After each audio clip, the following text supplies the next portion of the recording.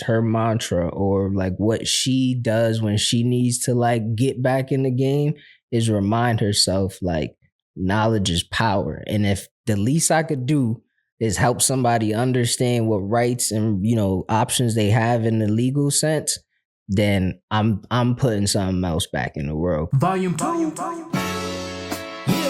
Yeah. This is our show.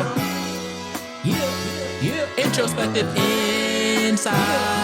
Introspective Insight. Peace, love, and all that good stuff. I am King Dev, and this is Introspective Insight, the Black Wall Street podcast. And we got Magic. I got to make sure, because we said this last time. I noticed when I'm editing the show, I never, like, we don't have a... Mm-hmm. We'll figure it out. It's a minute before Magic be like, all right, I'm here. But he be sitting there, but Hey, it's like, Magic. Yeah. Like, he just start talking and be like, oh yeah, Magic. But Magic...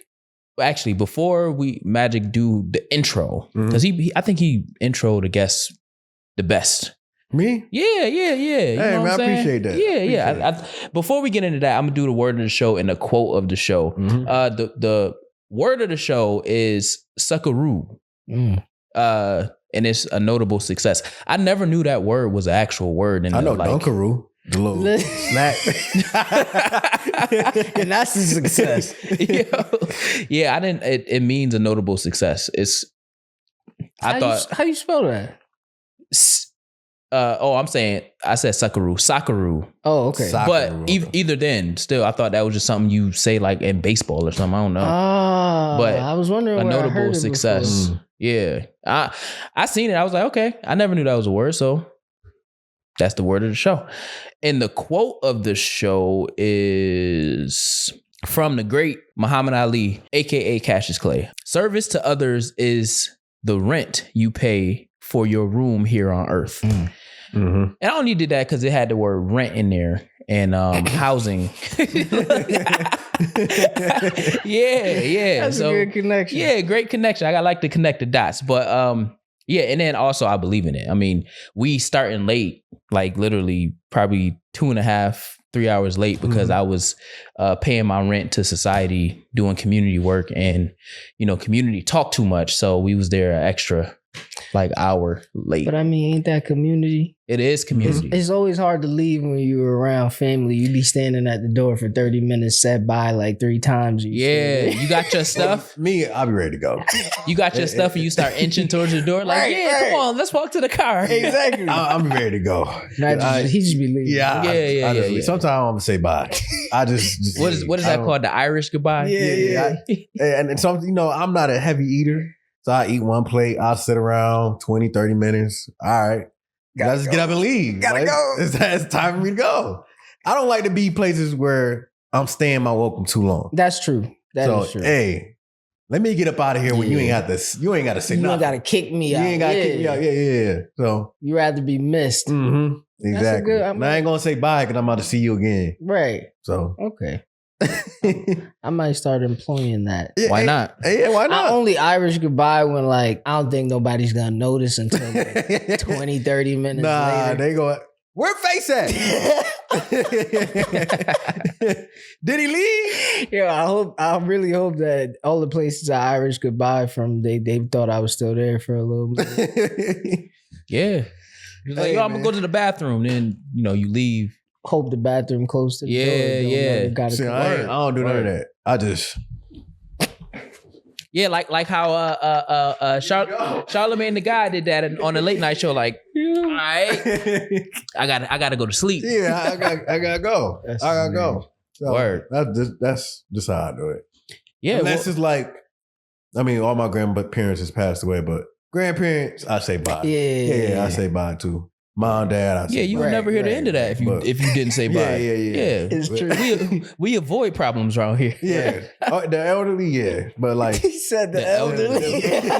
my niece and my nephews and cousins and sisters and brothers. Oh no, I see me. Yeah, You probably gonna text me before I even get home. Where you go? Yeah. I had to go. Yeah. Where you go? I had to leave. I had to leave. Y'all talk too much. Yeah, I wasn't trying to do that. But I'm good. I'm glad you paid your rent today, though. Yeah, man. Yeah, I had to pay my rent. Trying to get more black men into those spaces. So Nice. it was, it's only 3 of us. and it's like 9 women, Okay. 8, 9 women. So we need to level that out to bring more men into changing these systems across the greater Rochester area. So Got it. well, introduce our guests. Well, what I have here today is somebody that I met through somebody else. Okay, hold on, wait. It's so funny because he introduced everybody the same way. What I have here today is somebody, and then he like, because I don't want to say this person is right. Yeah, I'm going into that. Yeah, go ahead. Go ahead. This person is when I first seen him, I'm like, oh, he's into fashion. Then I don't know how I start speaking to him because I don't like to speak to a lot of people. But we started speaking. That's like him saying, and then, I don't know how I'm podcasting because I'm not a talkative person. I'm not a talkative person. But we started speaking. I said, oh, he's cool. I like him. I like his vibe. And then I seen him again. We spoke again. But this time he acted like he knew me for a year, 2 years. I'm like, okay, I like it. And then we started talking about the same things. And then we talk about the same goal. We got the same thing aligned with our lives. And once I figured that out with people, I'm always connected with them or whatever. Yeah. And then boom, I learned that he's a lawyer. I didn't know what he was here for. I just know he was from New York City. He liked fashion. He's around somebody that I know a lot. Yeah. Whatever. I'm like, oh shit. So then I started picking his brain about his occupation or his career. And then learned he's from New York City. Smooth, laid back type of guy. He's gonna stay in his lane. Always. He's gonna stay in his lane. He doesn't dip out. He doesn't try to be anybody else but himself. He's always the same person when I see him. And I know you're gonna probably say that too, because I'm probably gonna say it again. But I love people that are the same person as when I met them. Yeah. Facts. So they never changed nothing. Like something bad could have happened in his life, or he could have been something. He still stayed the same. He still smiled. He still communicative. You know I'm saying that right? What you trying to say? Communicative. Is that a word? I don't know. I think It is. It is. That's what I thought he was trying to say. Black people always try to cut corners with words and shit. Yeah. But, I mean, we create words. He's always communicating. Let me just go there. Communicative. Right. Yeah. So he's always communicating. And So even if I don't, I can't say that. So he just communicating. Right. Even if I don't speak to him, it's literally like I spoke to him the day before. Yeah. What we have here today is no other than I call him Kurt. He don't like the name Kurt. You call him Kurt. Yeah. But we have Face.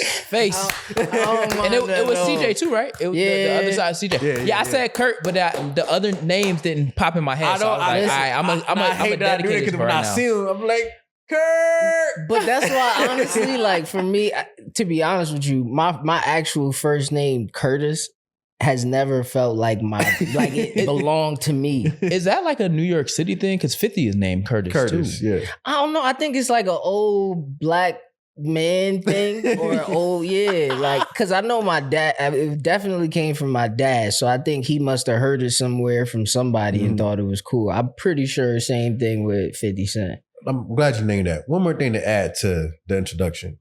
He's got Jamaican roots. Absolutely. So when he started speaking about it, a lot of people say they're from, let's go here. Let's go there. A lot of people say they're from Caribbean islands because they know somebody there, or maybe a parent or a cousin or a brother or sister was born there, but they was born here. And so they think they like really in tune with it, but they're not, because by the time they was born, they kind of switch into the Americanized ways. But you can do your research, right, and then learn different things. When I talk to Kurt, it's literally things that I'm like, I didn't know y'all do that, or I didn't know that exists, or I'm okay. He's really from he goes there a lot. He has family there. Absolutely. So when the hurricane happened, I spoke to him like probably a couple days after it, because he was schooling me on some things.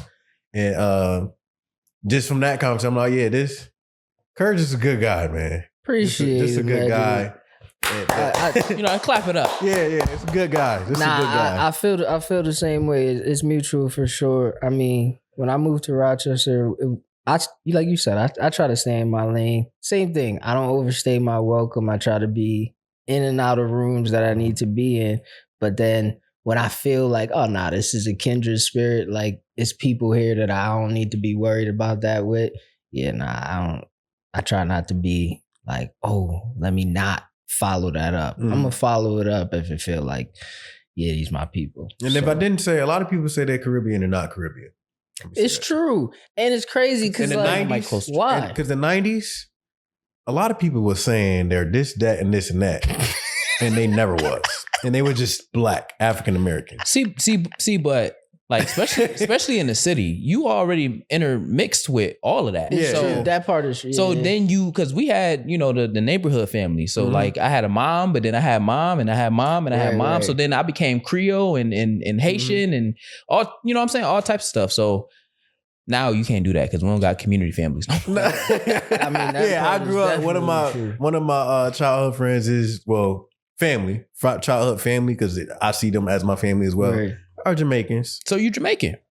I'm not claiming that because I'm not Jamaican. Nah, but all right. So my brother-in-law is Guyanese, and like he's Guyanese. Like his mom still go back and forth. Like he will not deny being Guyanese, but he's so closely aligned to like Jamaican culture that even when we go to Jamaica and we like somewhere and they playing music, he know all the lyrics, and people like, yo, you from here? And he's like, nah. Like, I mean, I respect it because he never says like, oh yeah, I'm Jamaican. Yeah. But like, I'm not claiming something I'm not.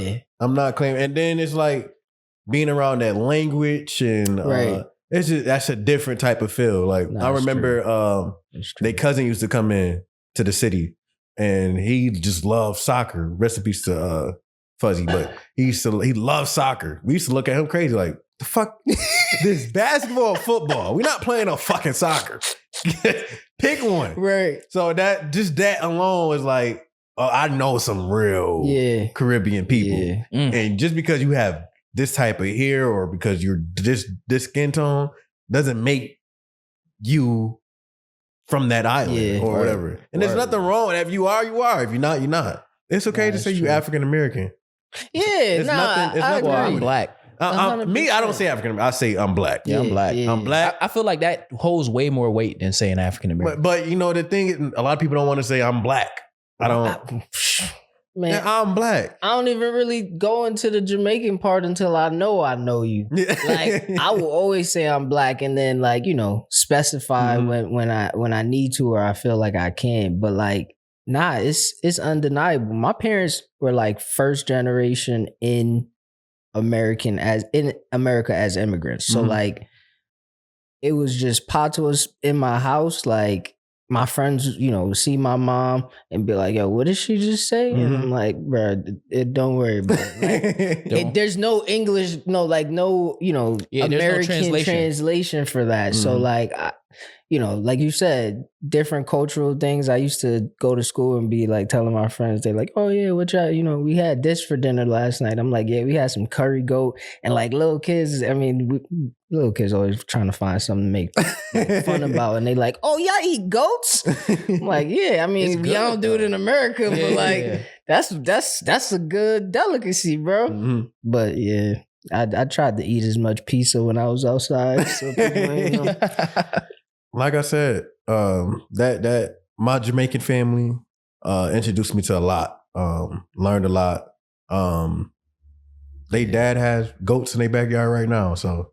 Hey, so maybe it's getting better. Maybe if I tell somebody that now, they're gonna know exactly what I'm talking about. Yeah. It got better. Heard. My thing is just, if you black, you black. It's okay. Yeah, that's it. It's not wrong. Because you're gonna be black in Europe. You're gonna be black here. Exactly. You're gonna be black in Jamaica. You're gonna be black. It's true. Yeah, it doesn't matter where you're gonna be black.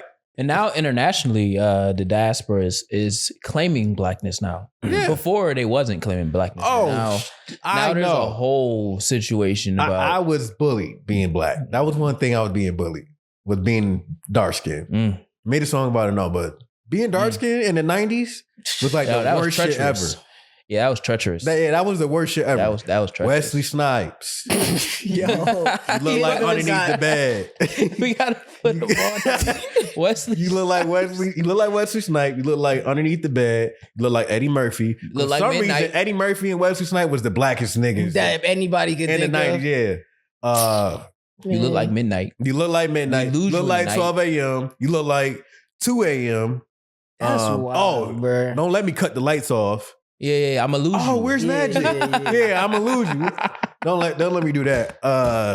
What's the other one? That's Oh, wild. a tire. You know how the tires just skin Yeah. on the. You look like a tire skin on the street. Oh, Oil shoot. spill. Oil spill. I always got African booty scratcher. Yeah, African booty scratcher. Nah, but that's African booty crazy. scratcher. I never got But it. that- I never understood it to this day. I still don't understand that. But that one wasn't necessarily your complex. It was just you was an African booty African booty scratcher. scratcher. Yeah. Yeah, I mean, Which goes into like the I don't know. uncivilized trope of Africa. Yeah, Yeah. African booty scratcher. and it's you know what's crazy is like That made me. I'm sorry. That made me insecure about my nails too. African booty scratcher. What you say? Because you can have booty You scratchers. got, yeah. Oh, you got booty scratching nails. Because I used to bite my nails as a kid too. So yeah, African Dang. booty scratching made me insecure What about elementary my school nails. you went to? that's what I was trying. Ah, man. Forest school for preschool. 44 school for preschool and what? kindergarten and first grade. Rochester Science and Technology for second through fifth. Mm-hmm. Sixth grade, 35 school. Then I went to Charlotte High School, 7th and 8th grade. Dang. And then I left Charlotte High School, went to RACS, Rochester Academy Charter School. Yeah, on Genesee. On Genesee. Then I left RACS and went to Edison. You had a I bounced around a little. Yeah. a little. So some people come to me and You went to like 10 schools. some people come to me and I just don't remember them sometimes, but I remember majority of people. I still have one. What grade was she? Kindergarten friend, Jazz. We still connected to this day. That's dope. So it's just crazy to see somebody from kindergarten. Yeah. Normally those not your friend, like those not your friend Yeah. group or people Yeah. you're gonna have as friends as an adult. Yeah, because we Yeah, I know don't. how to You talk. don't even remember having them, or 99% of them you don't remember. I had like the opposite. But the 1% I do remember is her. She's the 1%. Yeah. And then I got another friend, but didn't know he was in my class until I got a paper like a couple years ago. I said, "What? Nigga, you been in my class this whole time?" He was like, "Yeah, nigga, you never said nothing. I know you look familiar, but I don't remember you. Like, I remember faces, but Yeah. I don't remember like a name or something from kindergarten. I couldn't tell. Bro, ain't no But way. yeah, so it's somebody No way. that's in my neighborhood, or I can even say childhood, that was in my kindergarten class and never knew until a couple years ago. Yeah, I mean that part is crazy, but I think, like you said, I mean you meet so many different people, especially that early in your life. I had like the opposite, so it's also weird because being in school in New York City, like you would think that I had to do a lot of like moving around, and I went to the same school from kindergarten to 8th grade. Did you go to PS 118? Nah, Or that's it not was- true? That's from Hey Arnold. But Yo, You I'm, see me pause, thinking right? like that Why that sounds sound familiar. familiar? I think it's And I ain't go to PS118, this city, so I'm like, why that sound familiar? Nah, it was 306 and then it became 331. But like not so it was a neighborhood school, so we all lived within like a 5 block radius, maybe not even like a mile apart. So I went from kindergarten all the way to 8th grade with the same people Same school? every year. Wow. Yeah. Yeah, so at that point, it's like, I knew you since I was Yeah, 4 or 5 yeah. until I was, 13. Some people were 14, but whatever. And then high school, I actually had a couple people who we went to the same like middle school, elementary, and then we went to high school together too. and that's the thing. I got another friend where I thought she was following me at this point. See how many schools I named? She been to like, she was at most she of was them? at 3 or 4 of them. I'm like, what are you doing here? Stop following me. Yo, But that's my dog to this day. But, yo, yeah. that's funny. What school you went to? 16, Post Avenue, yeah. yeah, and then soda. That's it? 2 schools. Technically 3. I went to 50 school for 1 day. First day of school. Second day of school, 16 school. It counts. Somebody probably remember you from 50 school. Crazy. I mean, I don't know. 16 school from the second day of... Oh, well, technically, because kindergarten, I went to Oregon Leopold. I don't know what the hell that is. What that is. I don't know. I went there. I don't know if it was like a certified community-led organization that had the ability to the credential for kindergarten. I don't know. I went there. And then first grade, first day of school, I was at 50 school. Second day of school, I was at 16. And I stayed there through 6th grade. Oh, technically, 7th grade, I went to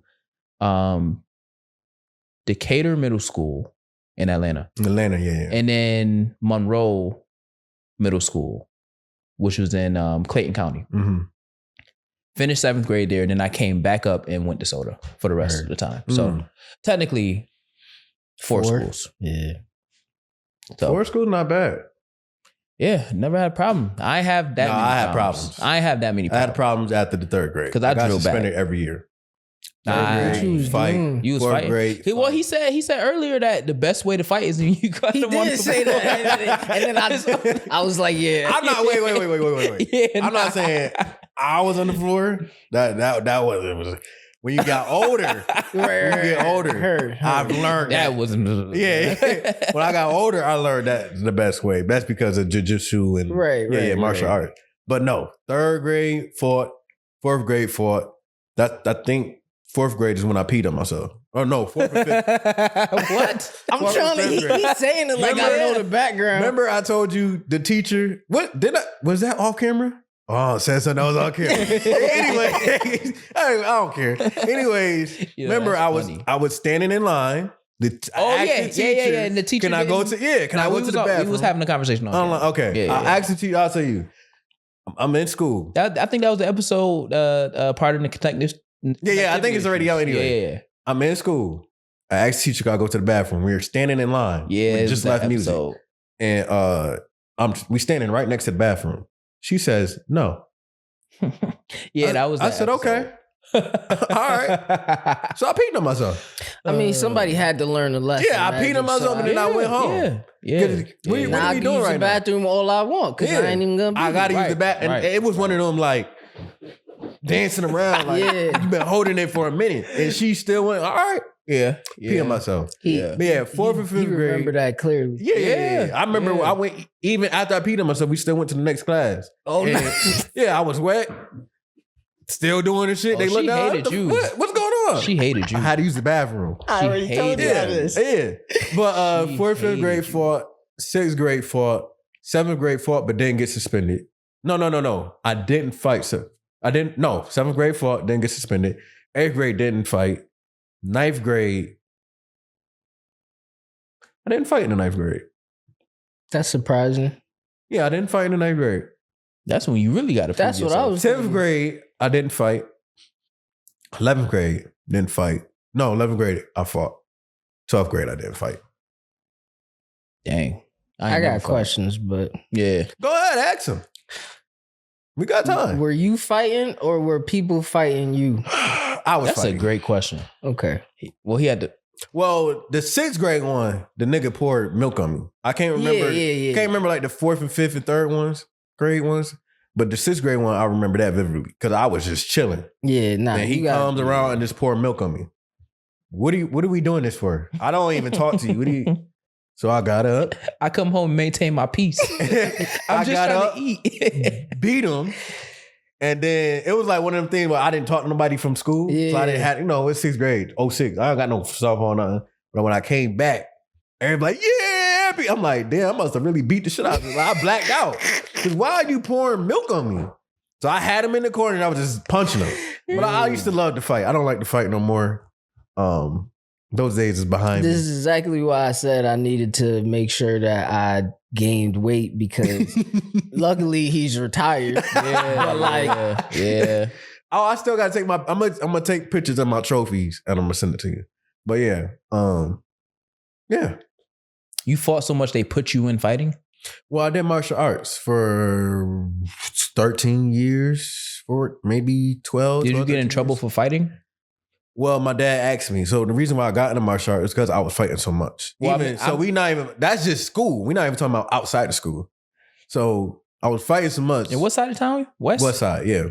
Yeah. So I was fighting so much. He I asked see my me, fair share. do you want to do martial arts? At the time, I loved Bruce Lee and Jet Li. Yeah. So I was like in the 70s, you know how the 70s was big with karate and stuff? Mhm. That's where I was in my head in that time. I'm like, yeah, let's do it. I can, whatever. And it was point in time where I wanted to quit The because things that the kids discipline convince there, themselves. the discipline in the dojo was so hard. Like you doing push-ups on bricks. Notice why I do push-ups. When you see me doing my yeah. Or you mess up in school and then get back to the dojo. That's why I asked. Yeah, when you get if back you to the was dojo, getting in they do trouble. a circle. The circle is everybody in the class that's there that day get the beat on you. So, but again, this is not. That would just make me want to fight You again. can't do that nowadays. Everybody's so sensitive. Yeah. But then, I mean, I never got in trouble. Well, he never knew I got in trouble in school, Right. so that never happened to me. But I was one to participate. Of course. That's funny. I We fought know. today, but I'm about to you were fight fucking you. up in school? Oh yeah. Knowing he ain't even Knowing go to I'm school. fucking up Right. too. I'm suspended. I was gonna say he didn't even go to school today. But yeah, I used to want to quit. And then I learned this is some things your parents teach you, but don't even know they teach you. They wouldn't let me quit. That's and this a is where word. I learned Mm-hmm. I can't quit at all on anything I do. Like I wanted to quit so bad. Like, get me out of here. They doing this and that. I'm running around and I don't want to do this. And I didn't. They didn't want to let me quit. They were still taking me. And then as years go on, I was there 5 days a week, 5:30 to 8:30 every day. Every day. So I was just fighting. I just started to love it. Like, oh, I like actually doing this. Yeah. And yeah, I used to go Indiana. I fought in Indiana. I fought in Pennsylvania. I fought in Niagara Falls. I was fighting everywhere, going to different tournaments. What belt? I ended at a black belt. Nice. I mean, you know, Congratulations. I mean, he did years of it, but ended as a black belt. Wish I could have still did it. If UFC was around or big at that time, or MMA was big at that time, that probably would have been my career. Yeah, direction. Sound like that was a Socceroo. Yeah. That was a soccer. That would have been my career though, but at the time when I hit college, I didn't know nothing about MMA. They had something else going on at the time, but I'm like, I don't want to do that. Yeah. So, and then, I mean, college, you went to all types of shit, girls. Right. But I literally was still focused on, I like still fighting to that day, to before I went to college and everything. But once I hit college, it was over. Yeah, you like It was over. But yeah, I'm retired. I like peace. I would rather not. I don't even like seeing people fight online. That's how bad I don't. I don't like fighting. If we ain't have that, like if we hadn't had a prior conversation about you doing martial arts, I never would have even. Yeah, I don't even like bringing it. Like it's something to talk about. I mean, it's my past life. I mean, we can get into it, but that's my past life. It's my past life. I left that all the way. All that energy has been expended between the 8 schools that I've been at. It's true. I think genuinely would have never thought that if we hadn't had that. It helped out a lot. Discipline, being respectful, never wanting to quit anymore. I don't like anything I start. I don't want to quit. I want to get through it. Even like when I'm at the gym, that affirmation I give myself when I feel like I want to quit. It's true. It just literally puts me back into me being a child. Like you can't. Yeah. You gotta finish it. So I definitely appreciate it. And I'd recommend anybody to do it, even as an adult. Like when I was coming up, it was adults coming back or adults in it. It's still adults there. Like it's still open. Right. It's still adults there that's coming back later in age and learning. Because you're right. arts. I mean, some of that stuff is not even about the physical part. It's like the mental. Yeah. And then just remembering Mental what toughness. belt color means, the culture. Yeah. I mean, Taekwondo is Korean, but we was learning Kung Fu. We was learning. He used to bring people in from different martial arts and About to go home and watch 16 Chambers. That's what I'm saying, right? So Taekwondo is Korean. You said Kung Fu is Chinese. Jiu-Jitsu is what? I don't know. Jiu-Jitsu could be That's what we got phones for. I just thought you learned it. You said No. I thought you learned the difference. The style. Yeah, I'm talking about like the different where the different ones. No, come. Just learn like, the style, not But where it came from. He ain't learned the history. Because you The had instructor came in and was teaching us, Yeah. not learning about what. We was learning about our own actual- stuff, yeah. but he would bring other styles in. So not only do I know kickboxing as well, I also know a little bit of kung fu, a little bit of Got it. jiu-jitsu. So Got it. And then my brother was another person that he was learning martial arts in the military. So he'll come home and I don't know what it's called, but he would teach me a little here and there. Then I had little private sessions with my other cousin.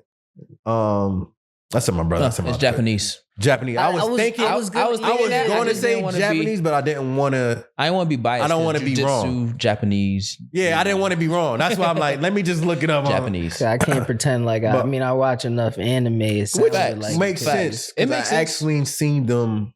Now, my first time there, it was a dojo right there. The door was open. I seen them actually practicing. I don't know if I even got that on footage. I think I was just fantasizing. I ain't see that one. Yeah.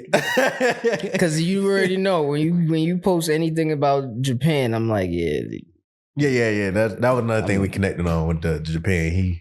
I was telling him, just go, man. And Dev been there too. Yeah, just go. You been there? Yeah. Oh, that's a 2026 trip for sure. My sister live out there. She been out there since 2017. Heard. 2016, 2017, one of them. Man, sometimes I wish my life was that interesting. Says the person that's a lawyer. Word. You know my stuff you go through? It's true. I do see a lot. But I can't imagine them stories. Bro, honestly, some of them I wish wasn't real life. The other day I had a meeting and like after it happened, I genuinely had to sit there like, damn, that was real life. Mm-hmm. Like that's not made up. That's not an exaggeration. Like that was real life, bro. And like it took me a second to like get back into like going back and checking emails because it was like, damn. Yeah. I know that. Nah, yeah, for real. When you are connected to community in any professional capacity, you come across a professional capacity that allows for you to be a resource or provide resource. It's true. You come across so many crazy stories. Mm-hmm. Like you can't even imagine. Like working in schools, you hear some of the most horrific stories. I can't even imagine. I know of a kid who lived right on Murray. Lived in a house that was deemed uninhabitable. Mm-hmm. Had sewage all over the floor, pipes not work. It can't. You have to salvage the house. Mm-hmm. And they lived in the house because they had nowhere else to go, and that was their house. Yeah. And like he comes to school, and teachers expect him to focus on school education. Yeah. Mm-hmm. When like this is a thing, so like working outside of the classroom, now you run interference because if there is behaviors, we know where those behaviors is coming from. Right. But it's also like we can't do nothing about that. There's nothing we can do.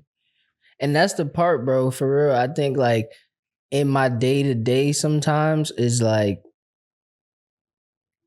you said, staying in my lane. I think I've learned how to do that, but then sometimes I don't want to do that. Like in the professional space, I mean, I got a license, like a professional license that I could genuinely lose. And I worked really hard to get it. Mm-hmm. So like, I have to think about that sometimes when I want to overstep what feels like a boundary that was put there for a good reason. But like, sometimes I have a client where they like, you know, I don't have this or I need this. And I'm like, bro, that sounds like it's $40. I could just give that to you. But can I every time? No. But, you know, is that a good decision to make? I've learned from a couple of my cases, it might not even be a good decision to make to do that. But like you said, that thought pops up where you want to run interference on all the stuff that's going on. And you like, yeah, I can't really do it every time. So it's a couple different things I've run into where it's like, this don't seem like real life, bro. Question. Oh, hold on. You want to do what the internet taught me now or later? Now we can go through your question, and after that we'll. Okay. So my question is, what do you do? Like you just said, you can't do it every time. Yeah. So like it's almost like trying to save somebody. Right. So what do you do, or how do you feel when you feel like you can't save this person at this moment? So, two parts of that. The first part is I try to understand clear boundaries. Like, what does the law say I can do as an attorney? Because, like, can you tell the people? Yeah. What type of lawyer you are? Oh yeah. So I'm a housing attorney. I've been doing eviction defense for a couple years now. So my job is to try to keep tenants in their home when their landlords take them to eviction court, whether that's for non-payment or it's called a holdover, but basically anything other than not paying your rent. And so like I try to think about, all right, what can I do under the law? And sometimes people, like, I've had a few older attorneys tell me, like, you're a counselor as well as a legal representative. And, like, that's why it's called legal counsel. Because you got to take the human part of it as well as the legal part of it. So I do the legal part. I do the research, like, what can I do? What's ethical for me to do? And then if I need to, do that, I could do it all day long. If I could reach out to somebody else, if I could refer them to a different service, if, there's another legal route to get what they need, I'm going to do it.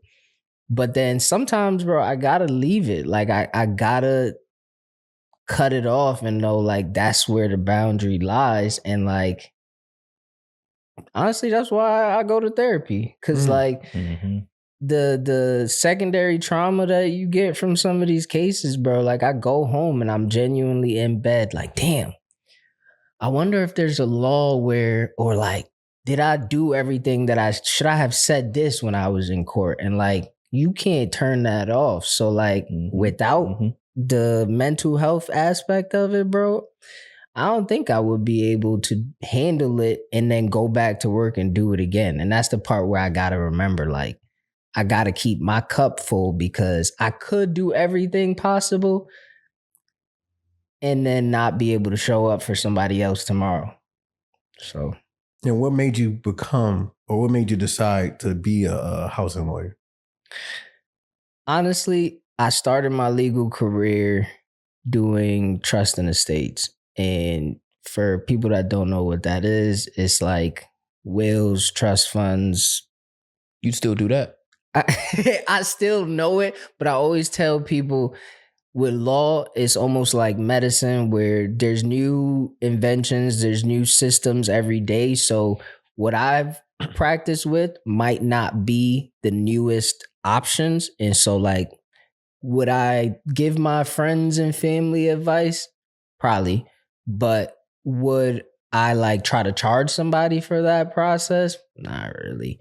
So I do know it, but I don't do it. That's not my practice anymore. But like when I was in that practice, I realized like, okay, I can help people in this space, but like I'm not paying my rent the same way as far as back to that quote. Yeah. Like I don't feel like I'm really giving what I could give in the community. Like I'm making great money. I work in a nice building, top floor situations, great. Like people look like, oh, that's where you work. But like when I go out in the community and somebody's like happy to see a Black attorney and they like, what you do? Yeah, some people are happy, like, go make your bread, brother. But then like, what am I doing to actually like benefit the people that look like me? And so that's why when the opportunity came up to do work that was more community facing, it was like, I'll take a pay cut. Because that social pay of like, sometimes I go to Wegmans, bro, and like I have somebody and it's almost like your friends from school or not friends, but the people you went to school with that they know you, but you don't know them. I go to Wegmans sometimes and they like, oh, Mr. Lawyer, thank you for your help. And I'm like, I don't know where I helped you or what I did, but I'm glad it worked out. Like, so that to me, that social capital is worth more than a higher paycheck. That's a fact. I think people don't understand the beauty and the payoff of doing things in community for the sake of just caring about other people getting a better result on the other end, whatever that means, or whatever that looks like. And that's also why I chose the quote. Like service is the rent that you pay to be on this earth. Absolutely. And it's a collective effort, especially in like inner cities where it's like there's a lot of people that don't know the resources that they have available 100%. To them. And it's like, if you knew this, then you could do this, and this. Yep. My mentor and there's a supervising attorney that I work under now, and she like always says her mantra or like what she does when she needs to like get back in the game is remind herself like knowledge is power. And if the least I could do is help somebody understand what rights and, you know, options they have in the legal sense, then I'm putting something else back in the world. Because what I don't know, I can't act on. So like you said, just that knowledge sometimes is like all the person needs is like, oh, I didn't know that was even an option, or I didn't know this resource existed. You tap somebody into the right resource and they gone. So I think it sometimes is like that little piece, that connector. Me, I'm cool just being a connector, a channel, flow through me to get to the next thing so that you could figure out, you know, how to keep advancing. But sometimes those connections don't exist. Word. No, I want to say that he did help me. Understanding trust. He's not going to say it. But he mic closer. He helped me with understanding about trust. That's why I asked, because that's my goal. Trust, one of my goals for this year. Wills, LLCs, there's something else he helped me out with, and he just gave me the information, the knowledge. Helped me out a lot. Wrote and even got a paper and started drawing. But this goes here. I be seeing that on like the internet, the social medias and stuff, and it's like, a trust is better than the will. But he did that to me in person. Yeah, like, I'm trying. He gave me his time, and I definitely appreciate it. Nah, bro. Look, since we exposing stuff, what happened was, you know, we had a conversation literally at a concert, bro, and like music in the background. It was mad loud, and we having a conversation about trusts and like property. And so I'm like, oh, if you serious, like, you know, hit me up. And then he did hit me. And once he did that, I'm like, all right, there's no way that I'm not going to at least tell you what I know. Because I think it's one thing and this is why I try to be as relatable as possible. Because like, when I was reading my textbooks in law school, it's like the language, and I've always loved reading, but it's like the language was intentionally complex. Like they're making it more difficult to understand than it even needs to be. And so that's why for me, it was like, nah, I could send you a bunch of papers, but like, I'd rather have the conversation and speak in our dialect, using words we always use and painting pictures that is going to make it a much clearer explanation. And so like, that day we had that conversation, I didn't know I was about to be with Magic for like, 4 or 5 hours. He hopped in the whip, and we ended up driving around town. He was showing me mad real estate, and we were having that conversation. And so like, to me, that's community. I could give you information about, you know, what I know, but then next thing you turn around and gave me information about what you had more knowledge with. So I think that's the benefit for both. Yeah, I mean, you can't give me information and I don't return it. Some people wouldn't care, bro. Reciprocation. I love reciprocation. Rather is family, friend, or just somebody. If you give me something, I just want to reciprocate. Right. I just want to give the giving back. Because you didn't have to do that. I mean, that's your time. Yeah. And I'm sitting here. People like It's to play true. with other people's time. Bro, and I'm not gonna hold you. I didn't really even think of like before I was an attorney, I didn't think of life that way. Mhm. Like time wasn't as valuable in my mind, and I think I might have like underestimated, what my time was valued Mhm. at.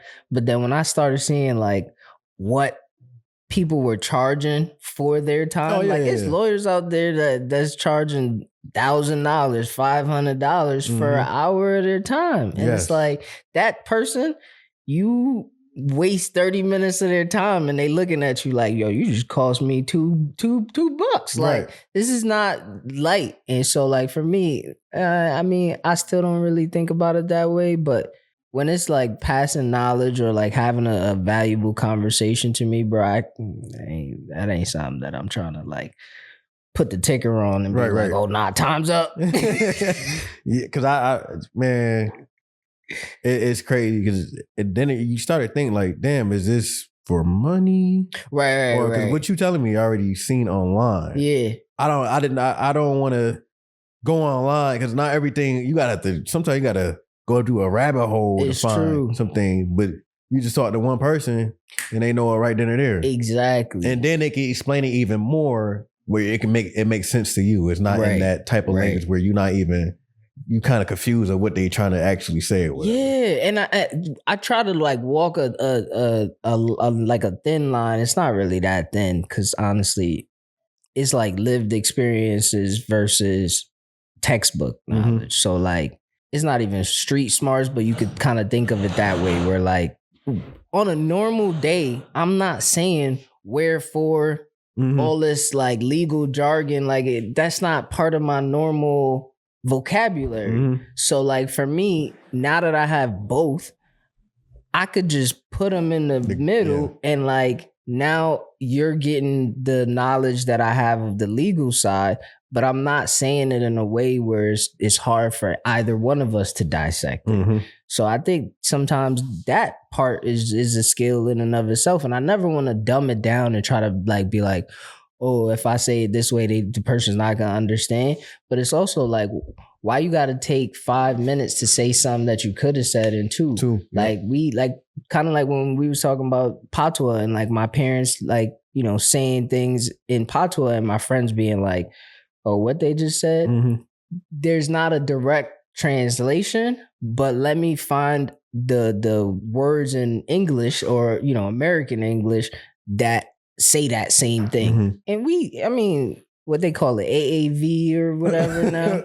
Yep, AAVE. Yeah. Now that you said that on that project for Those Who Love Me, Yeah. that's my childhood friend. That's what I'm talking about. That's probably one of my favorite parts of that. We was going back and forth.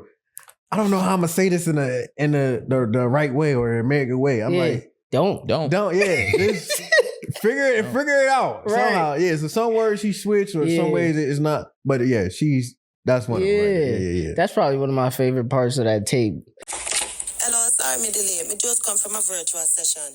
My name Dr. Alafia Wagwan. So me hear say you come straight from your flight. Me know say you're tired. Come on. Me I gonna be a therapist for the next 45 minutes. So go and tell me about yourself. Hello, Magic Gretzky, some call me the king. And I flew all the way out here just to talk to you. Heard that. I didn't even put two and two together just to now. Yeah.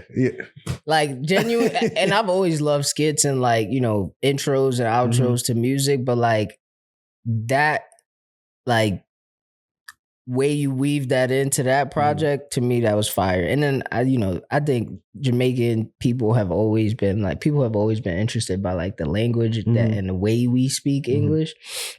And so like I've heard it before, but that was way more like, oh no, this is not like a caricature. This is a person. No, this is actually And then she said the poem in English. Right. Yeah. My one question is, what was it that sparked it though? Like, you know what? This is what I'm gonna go for. I'm gonna be a lawyer because of this happened in my life. Oh, I mean that keep it a bean came through like an experience that I had where I met with a lawyer. And it's funny because I didn't think about it until way later. I had an experience with an attorney. So like we said, my parents, immigrants from Jamaica, they didn't come to America until I'm pretty sure it was like late 20s, early 30s. Mhm. And so they were already full-blown adults, had kids. And so like by the time I came around, I'm the seventh of 7 kids. And so when I got to high school, my dad was like staring retirement in the face. Mhm. And he had spent the last 15, 16 years building his house in Jamaica. And so he like, yo, my house is done, bro. Like, we've been making the trips. You've seen the progress on the house. You the only one still living in the house right now. Like, you kind of the reason I'm still in America. Let's go to Jamaica. And I had to like look at my parents and let them know like, nah. Yeah, I came here. As much as we look at America today and we like, what's going on? Sometimes people forget like Jamaica's a third world country, and that's not why I didn't want to go back. But like my parents moved to America my dad worked for 30 years in America and then went back to Jamaica. So to me, the signal that sent was like, I'm here for a reason. It's time for me to work. I'm like, I'm 16, bro. Like, I'm not trying to go relax off of the legacy that you've built.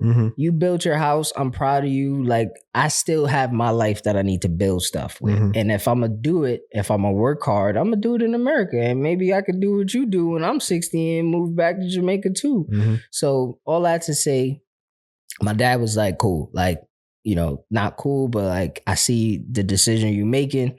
My sister definitely advocated for me, and I'm much love to her for doing that. And then I moved in with one of my older sisters, and they moved back to Jamaica. Through that whole process, I became an emancipated minor. Cause like I technically was living with my sister, but like she wasn't my guardian. So like she couldn't sign none of my paperwork. She couldn't really like do all that stuff on paper. So you can become an emancipated minor and basically be in charge of like signing some of that stuff yourself and making those decisions yourself. And so I did that when I was like 15, 16. And then I met with an attorney, and they're called attorneys for the child. And it basically is like a representative in family court when you're going through different, you know, decisions within a family that only work for the kid. Like the parent, like if it was like, say it was like a divorce or a custody battle, the mom will have a lawyer, the dad will have a lawyer, and then the kid has their own lawyer. So I had one, and I'm like, you know, this ain't nothing dramatic. My family's still intact, but like she asked me those questions like, yo, what do you want? Is this what you want? How do you want this to end? And it was like, so you here to like represent me? And she's like, yeah, you know, just, you know, basically tell me what you want. She took her notes and whatever. And then she advocated for me in the courtroom. And I remember it just being a smooth process, and I felt heard. And I was like, nah, bro, if all it takes is for somebody to hear me, understand me, and then represent me, why some of the stuff that we need to be done in our communities ain't getting done? And it's because we don't have enough people being that connector or that like mouthpiece to say, I'm gonna listen, I'm gonna understand what you need, and I'm gonna go represent you in rooms that you can't represent yourself. So I made the decision from then, like, yeah, nah, bro, I think I want to enter rooms and represent people where we not being represented. So respect. From listening, that representation is what color was the lawyer? it's crazy because now that I think about it, it was a white lady, but like even as a white person, women attorneys probably, I mean, now is probably a better ratio, but probably back then, I mean, that was like 20, not even 20. It was probably like 2009. And so like that number has probably increased, but she was probably a minority herself in that space. And so like, I think she did a good job of translating, but I still recognize like the reason that she had to do that for me is because the room didn't know, nobody else in the room looked like me and my family. Yeah. And that's what I was getting at, right? Because I think the other piece is you see, especially in this in this particular climate, more youth in that position, having to be represented by, an attorney or somebody in law, in order to justify their being here. Yeah. In the absence of a deported parent or all of that. That's definitely something. And I mean, I work with like immigration lawyers, and that has become a thing where like there's always intersections of law where like different issues meet up. And at like working in housing, I see a lot of different parts of that. Mm-hmm. But like one of the ways I've seen an intersection come up more recently is like immigration attorneys having to worry about the family court stuff, because now you got, like you said, a minor with no biological parents in the country, or there to represent them, and now they got a family member who doesn't have like the right papers to be their representative, and it's like now they got to go through a whole legal process, and like it ain't as smooth as what my legal process was, because my family was there. Like, yeah, we all cool. Like, it ain't no problem. Mm-hmm. We just need to make sure that he could, sign permission slips and go to school and do the stuff he's supposed to do. Some of them, they in crazy positions that I can't imagine how that's going to affect them growing up or what that does to their family. But they do need that representation, and it's probably not going to come from somebody who looks like them. Word. And I can see that pushing them into being that representation. I agree. So like even though the lawyer wasn't a black person, which I didn't expect it to be, you also see as a kid, which is crazy. Like as kids, they actually see a lot more than what we think they see, and they absorb.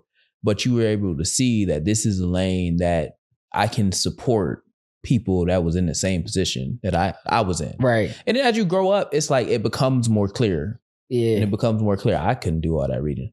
I thought about law school, but I couldn't do all that reading. Bro, I always tell people, and it's funny you said that specifically, because if you're sure about that, I won't tell you to go to law school. But when I like the debating part though, like the interpreting law and all that stuff.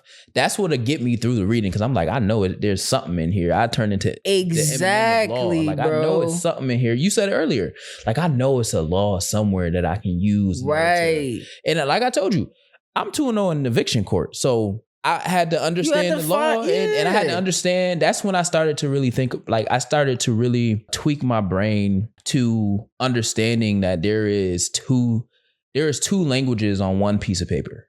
Yep. So like there is the language that's trying to be conveyed, and then there is a language that is perceived or received. So like in law, because I took a business law class, and I would ask my teacher like, yo, why is law written this way? Yeah. Like to the point where when I read this, I can interpret this 15 different ways. Yep. And she was like, well, that's the reason. Because you have to then prove that your way of which you're interpreting this makes sense in the rule of law. And that's why I think we need to be in them spaces, and why I think sometimes we underestimate it. So like, I mean, I grew up a little nerdy. Now that I think about my childhood, I read a lot of books early, and then it kind of like took a little decline.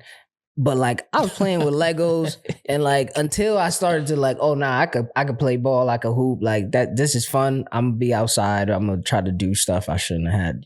I wasn't fighting like Magic, but I was doing stuff in school I ain't had no business doing. Yeah, I was doing a little bit of everything. Yeah, shoot 'em up, bust 'em up. As he is now, right? I was doing a little bit of everything. But like nah, so I mean, I think our lived experiences, it gives us a different lens. So like the law may not have been written by people who have the same lens as us, but when you can look at it and bring a different perspective to it, so many times I was in law school, and the professor would say something, and then 99% of the class is agreeing or saying the same thing, and then I'm like, I don't want to sound crazy, but what if you think about it this way? And like sometimes, other students in the class were like, nah, but the professor would be like, Yeah. And I'm like, it's something to that because sometimes people think of law as black and white, but there's so much gray area in law where like if you get a judge who's leaning one way or the other and you just bring enough question and they're like, beyond a reasonable doubt, what's a reasonable doubt? Like that depends on the person. If they already close to the edge of like, I don't know if I believe this or I don't know if I agree with this, you say the right thing and it might be enough for them to be like, yeah, I can't go with a guilty or I can't go with an eviction because you just made me question that and I might have to go home and do some research. Yeah. And that's why I think sometimes we underestimate, like we see it in a different lens and that might be a gift and useful in and of itself. Yeah, and as you were saying that, the second time I was in eviction court, it was a done deal because they lied, and I had proof that I paid first and last month rent, and they tried to say, and they was like, "Oh, you still got to pay for that month," and I was like, "No, we don't. We paid last month rent already, and that's our last month. So you take what we already paid you, and we got 30 days to leave the premises." And when I went to court, I was just like, "I paid first and last month rent. This is my last month." And the judge was like, "Is that true?" Talking to their attorney. And he was like, "1 second." Called his client, came back and was like, "Yeah, my client actually told me that they did pay first and last month rent." And then the judge was like, "So why are we here?" Right. Now, the first time, it was a lot more to it. Like to the point where, and like, I mean, y'all heard the story before because this is our second time, but the stenographer, the person that typed everything had to he left his post after, and he was like, "Yo, that's the first time I ever seen anybody go up against a lawyer like that." And basically, I moved into Greece Commons. Greece Commons. They slumlords over there. I don't know if they're under new management, but I moved into Greece Commons. Day one, roaches. All in my kitchen or whatever, right? So I go through the process. I put in the work order, whatever. They come and they spray, and it's they're just all in the kitchen, right? Never seen them in bedrooms, but I seen one in the bathroom at one point, but I don't pay you to live with roaches. Right. So the process, I'm looking at my lease and I'm like, okay, well, the lease is only saying that so if I hear my neighbors talk about like making noise or whatever, then I tell the leasing office and then the leasing office tells the people. The other side to that is if I'm creating noise for my neighbors, the leasing office can come to me and say, so it's a two-side contract. So if I'm experiencing roaches in my apartment, the leasing office is supposed to fix that. What they did was they went through the normal processes and, sprayed it and then say, okay, we're going to send the exterminator in. You can't be in for, at least 5 hours. They went through the whole process and it was still roaches. So I'm like, yo, y'all got to do something. And at this point, I'm not paying rent because y'all not holding up y'all side of the contract. They ain't like that. End up talking to the regional manager. I'm like, oh, so I have y'all rent. I'm just not paying y'all until y'all fix this problem, because as soon as I pay y'all going to forget that this is ever a problem because y'all got what y'all need. So this is my bargaining chip. Long story short, they wanted me to pay them in order for me to transfer into another building. I'm like, I'm not doing that.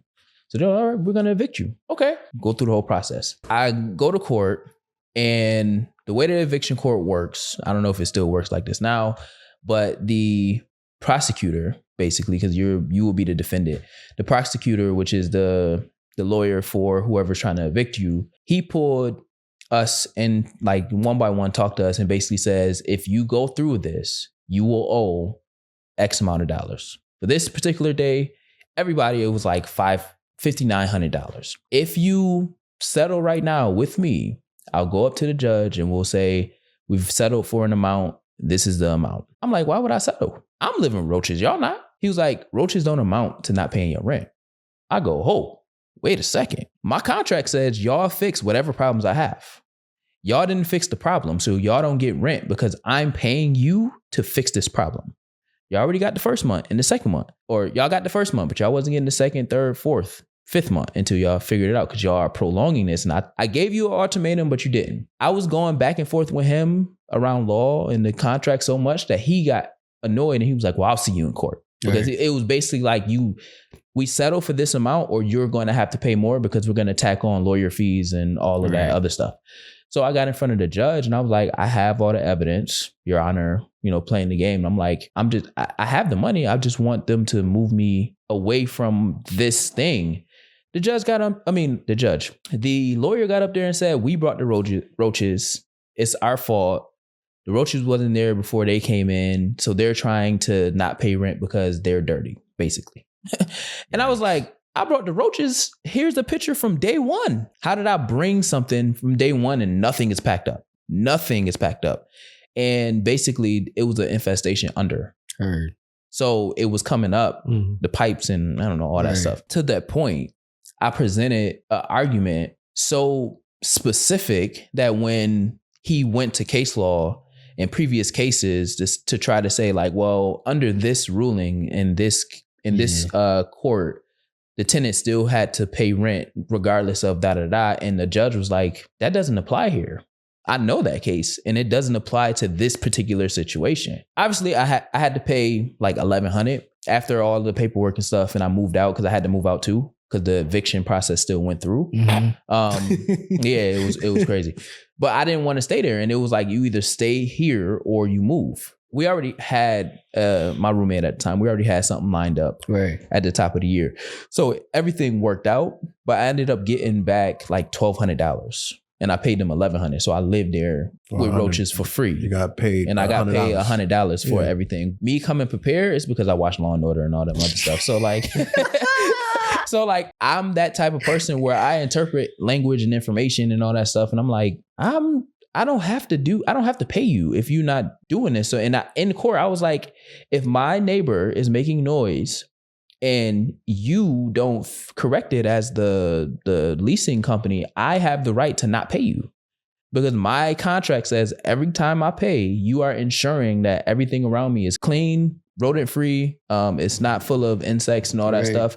And I went and I brought my lease and I highlighted everything that they violated and no eviction went on my record. So I'm a lawyer, but I'm not anybody's lawyer. So if y'all listening, I'm not telling y'all to do what he did because the outcome is absolutely going to depend on how well you present your evidence. Correct. How well, the law backs up what your argument is and how well you're able to actually get those points across. And I think obviously knowing you can have that conversation. You can do it in a calm way. Sometimes I see people go to court and they just like yelling and spazzing. Yeah, bro. Which doesn't go to the side of the judge because the judge like, yo, what you on? Where's your representation? Right.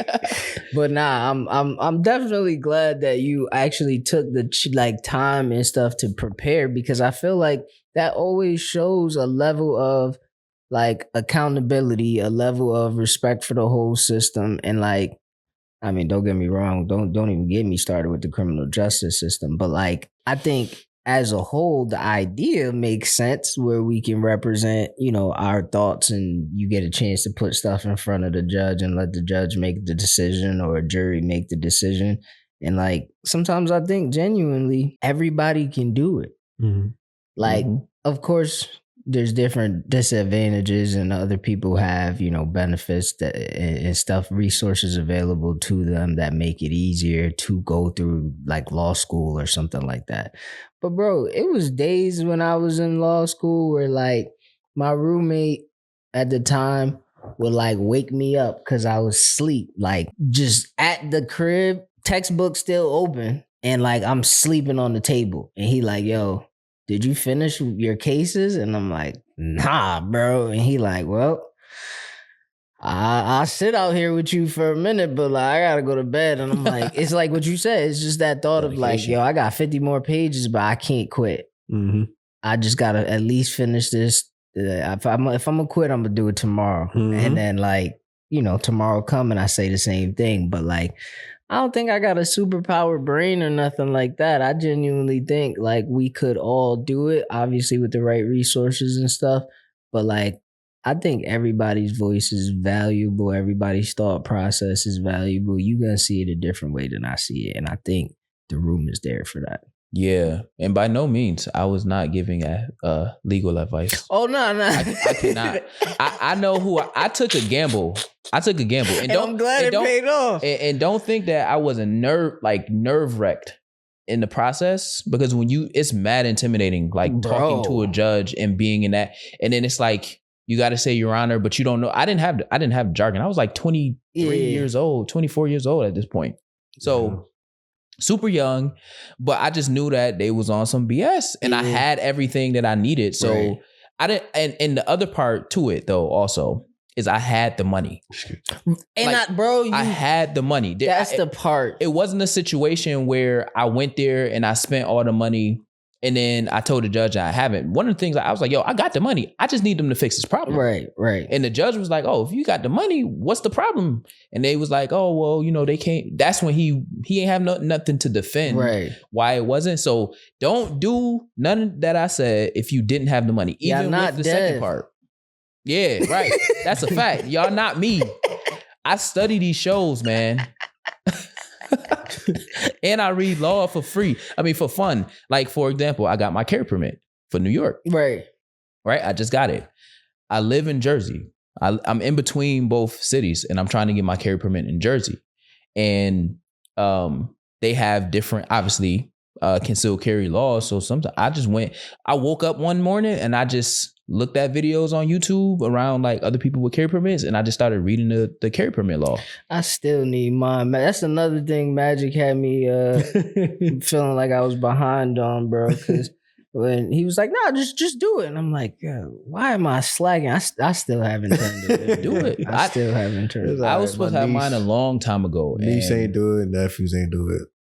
Nah, they wish they did because they added on the extra stuff. The extra hours and The class is the only part that's annoying. The class is it's so long, hours. Bro. Yeah, then now I guess you gotta see a judge now. Like I did it. My cousin said, "What you supposed to say to the judge?" I'm like, I got you. I can tell you. I can tell you. I was just there. So basically, I was literally just you go to the county building and they have one courtroom on the second floor, all the way to the end where you have a judge, and you sit down, they call you, and he said, he goes through like verifying who you are or she, I don't know if it's the same judge. What's your name? Did you apply for a gun permit at this time? All the formal stuff. And then he was like, he'll say, tell me one thing that you learned from the course. Oh, okay. Heard. You say the thing, he was like, all right, you're approved. Yeah, it's the same. And that's it. Yeah. Unless they find something on your background, so then they'll ask you about it. So if it's a gap in your employment, he's gonna ask like, "Yo, we was going through. There's a gap in your employment. Can you explain?" Heard. Okay. Stuff like that. So if you don't got nothing that you hiding, you literally go there, say that you gotta always have your gun in the lockbox. I gave my mom, because me and my mom went through it on this at the same time. I gave my mom a better answer than I did, and we sat down and he called me immediately. Because we was a little bit late. I'm like, oh, shoot.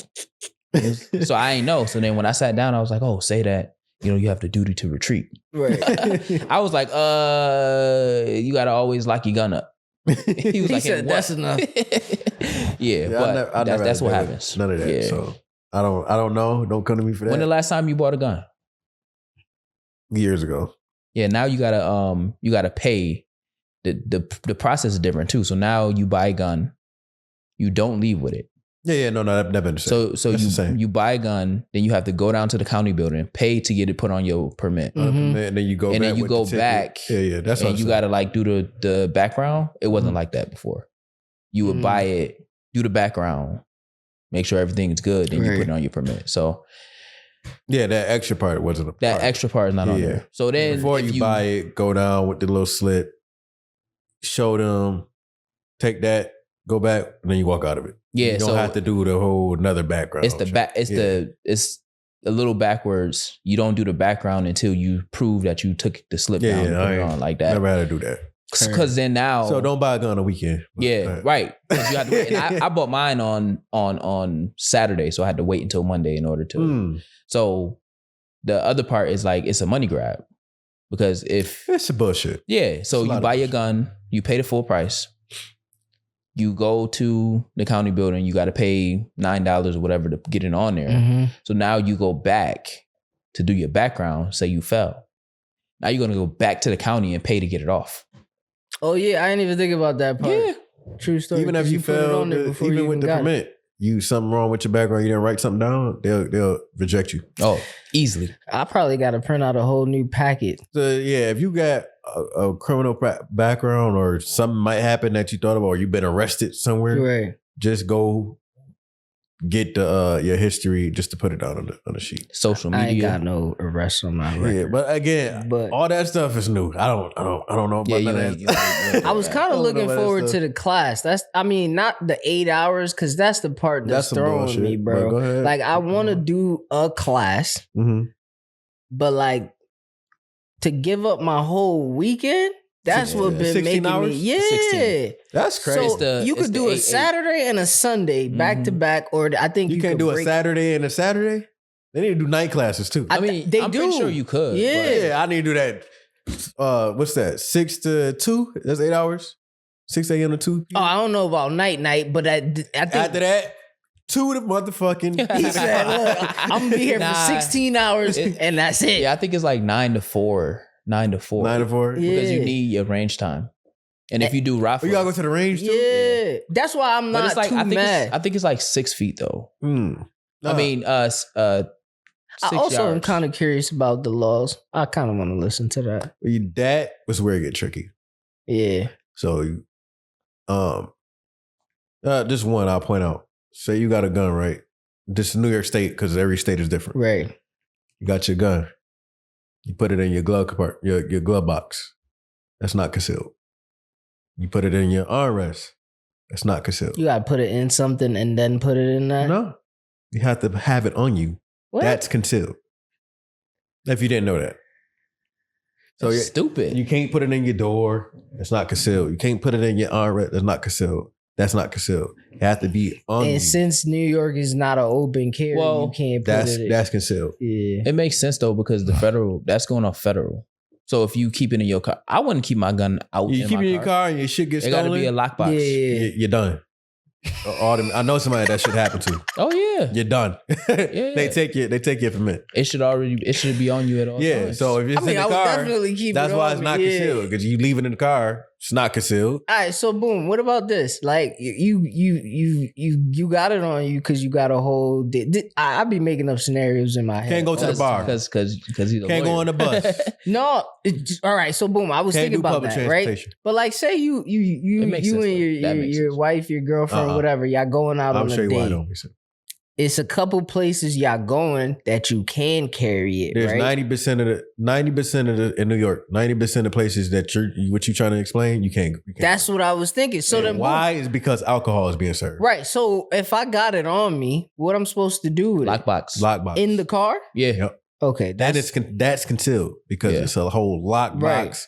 You got yeah. You can't. Yeah, it's not easily accessible. Mm-mm. okay. As long as there's a way, because I was thinking about it. Like, say I leave my house, something can happen on the way to. And a these lockbox can't places. be like out in the open. Yeah. It's technically supposed to be the furthest away from you, so in your trunk. Bro.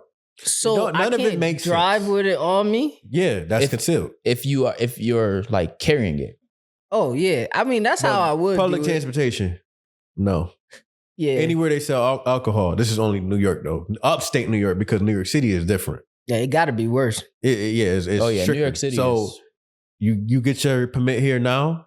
That doesn't. Yeah, New Yeah, York City New York doesn't. City's Yeah, different. New York City is a no. I definitely. So anything outside of New York City, you good. right. And I think a couple states that might comply with or Okay. okay with New York it's State. 16 states with New York State. Yeah, Ohio. But the blue states, it's like a pissing match. Oh, you don't take mine, I don't take You don't yours. take yeah. That's why I gotta with get me, a Jersey one. I don't have that kind of problem. I think I'm up to 37, 38 states. I'm good. You got your Utah? You got my Utah. Oh, okay, And I got my Pennsylvania.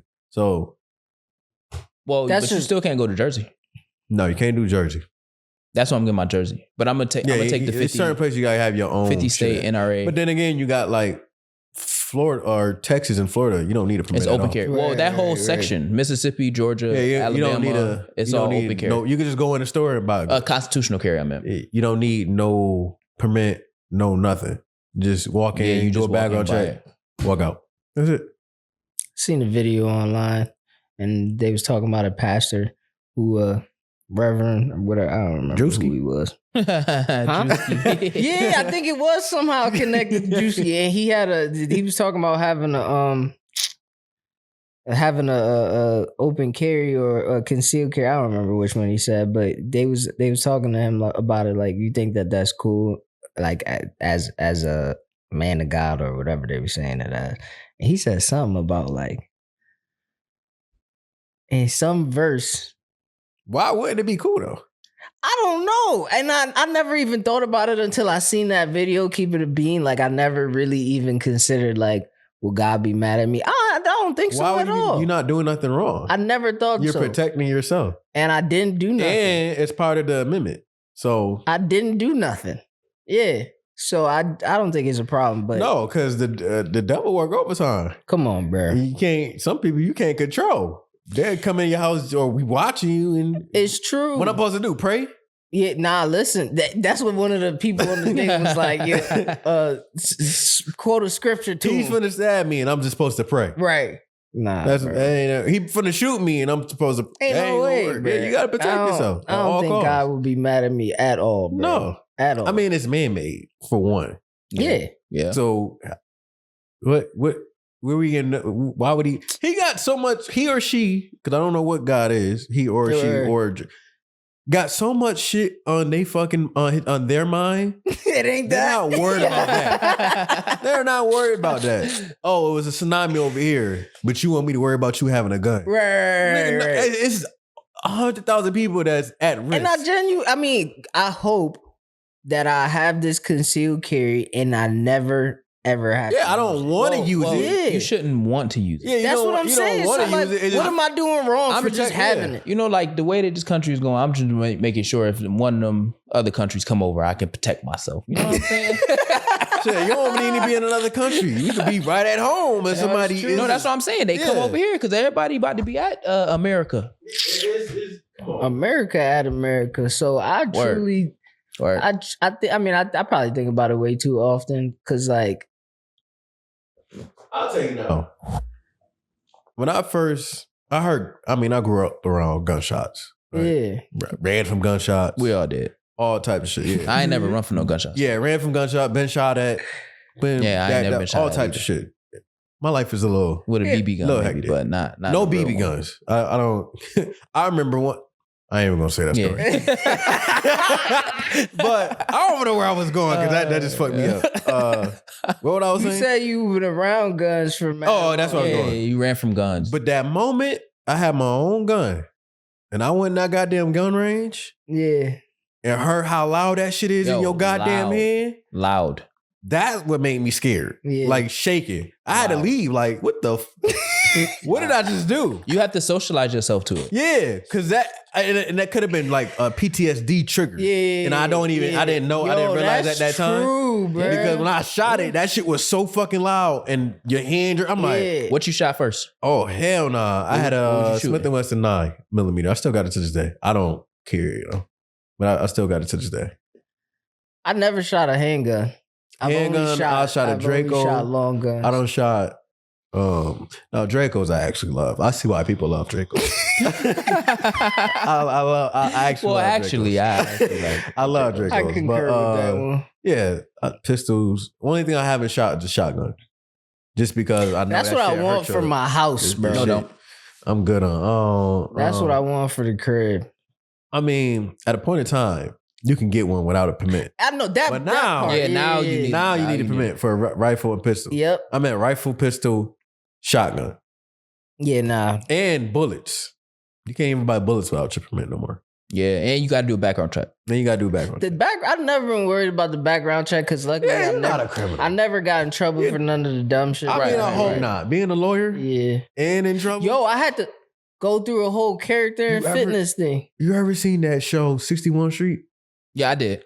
I just That's what's that? a The good one ass on fucking Netflix. show. Yeah, I It's from started the first episode. from the but I lawyer ain't finished perspective? it. Yeah. From the, Kind the, of. the kid that got killed, Moses The, Johnson. Yep, yeah. Yeah. But then you seen it was season a two? really good. Yeah, I finished the whole Are you thing. finished?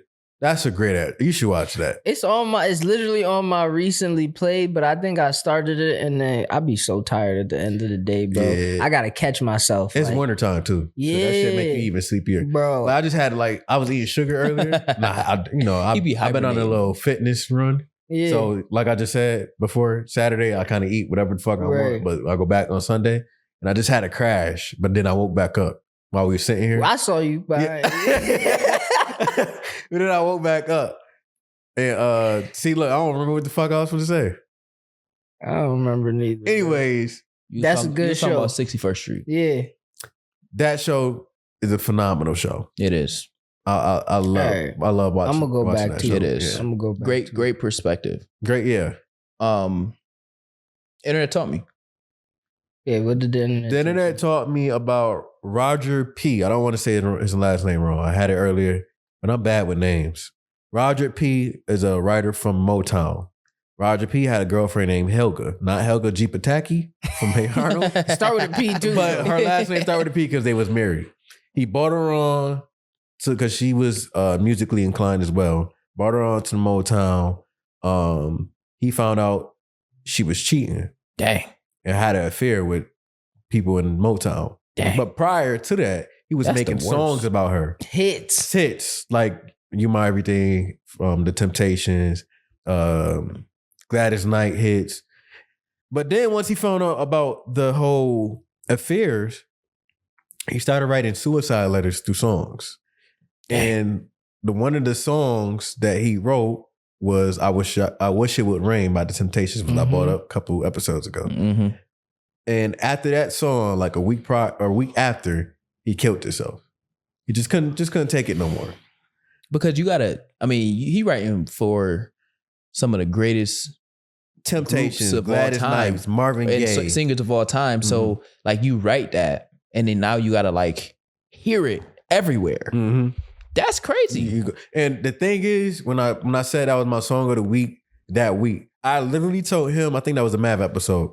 I told him and Mav, go back and this is before I even knew this information. Right. Yeah. Go back and listen to that song because the things they are saying in that song is like, why it make you reflect like, God damn. That's where the infamous question, that shows where the infamous question came from around the R&B album. Mm-hmm. Yeah. Yep. That's what it. Yep. But this is why music has always been something that I don't like. If you don't like music, I can't really. I should be seeing on Twitter somebody, the little. I don't know if y'all got Twitter, but they be having like little trending or popular tweets. Yeah. And one of them was, "Do you listen? Y'all listen to music every day? Like, how do you not? How wouldn't you? Yeah, how wouldn't you not? It's in movies. It's in video games. So that's another thing. Instagram got loud as a motherfucker. Before you could scroll through Instagram without no music. Yeah. Now people adding music to their goddamn posts. Picture, bro. Yeah. I'm trying to scroll. Instagram got loud. I don't know where I was. I was scrolling somewhere. I'm like, let me look. Then I heard, back that ass. I'm like, God damn. Bro. What the fuck did Instagram get this damn loud? Yeah. I was reading my Bible this morning and it was talking about like taking rest and like how we think of rest, like, which I'm not good at doing at all. I'm terrible at resting. Yeah. But like, they made me feel worse because they was like, rest don't just mean physical rest. Like, especially in today's day and age, mental rest is super important because of what you just said. Like, I'm scrolling through Instagram. Yeah, you seeing like a ton of different things. So your mind is already in a ton of different places. And then now you also got music. Music and playing. No shade, like I just said, I love music. But like, sometimes it'd be something that I don't even actually want to hear or that doesn't have to have a sound. Yeah. And it's like, you taking a picture in front of a bar, like now you playing the song as well. Yeah. Like I just wanted to see the fit. It's like when I used to play basketball and I haven't played lately because I've been scared about injury. My Achilles. It felt weird. Me too, bro. Yeah, it felt weird. So I said, fuck that, I'm not playing. Yeah. That's funny how we like recycling what we talked about on the first show, because that's definitely something we talked about. How did that happen? That's crazy that we just circled right back organically. I mean, it's divine timing. Yeah. When you said me too, I was thinking about dang. Yeah, you talking about whole conversation about So my Achilles been fucking with me, and I haven't played since like July, August, which is not normally me. I normally play several times out the week or at least once a week. Right. But used to play. I remember one time, several times, I got bad loss. Yeah.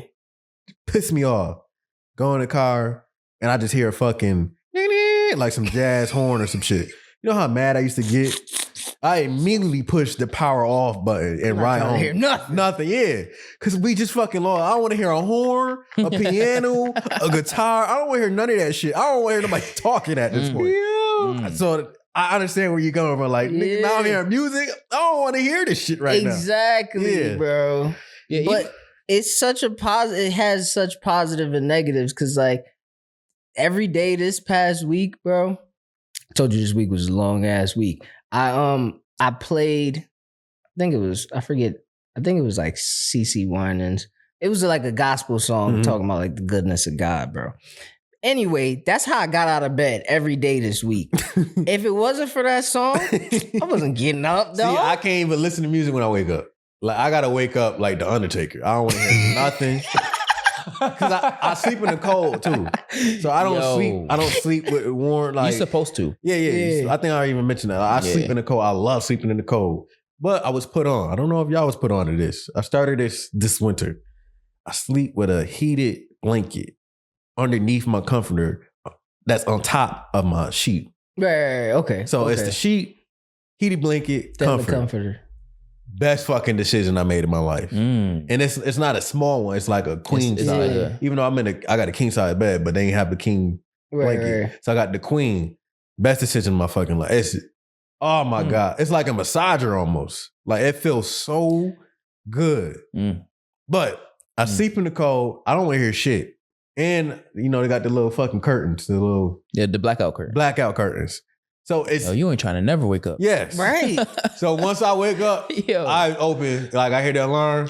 Alexa, stop. And then I just sit there. Yo. You supposed to think. You supposed to. I really have to think, like, you gotta go. Yeah. You gotta go. You gotta go. Because then I was laid back down. All right, let me do another 5 minutes. Cause I got, you know, the alarms, like, my 6:15 alarm is nigga get out the house. Right. So if I ain't it's up a different by like, sound? Huh? It's a different sound? Nah. It's that's the Alexa. That's my Alexa stop. Normally I'm in the bathroom and the Alexa is right there, so I talk through the wall and it can hear me. Okay. So yeah, man. I like to sleep in the cold. No music. No music, because if I hear that music, I'm gonna be mad. And especially if it's the wrong song. Yeah. That's gonna piss me off. I don't want to hear this shit right now. Not right now. And the gym be beating my ass too. You so go in the when morning? the gym and then it's cold already, I don't want to hear shit. I do. I was about to ask you a stupid question. I literally was like, you go in the morning? Like, I go in the morning too, bro. Like, yes. I wake up 5 o'clock in the morning. Same. 5 o'clock. Oof. Yeah, it's cool though. Because the thing is, if I didn't have to go to work, I'm perfectly fine. Like this morning, I woke up 5:30 in the morning. Perfectly fine. Like, ooh, I'm like, this is a blessing. Yeah. Wake up, I ain't gotta worry about nothing. It's true. I ain't gotta worry about nothing. But that moment is Monday and I got work in a couple hours and I wake up before my alarm, I'm pissed the fuck off. Yeah. I need that extra time. Yeah, I need it. 7 minutes I'll be mad about, bro. Cause my first alarm go off at 4:30.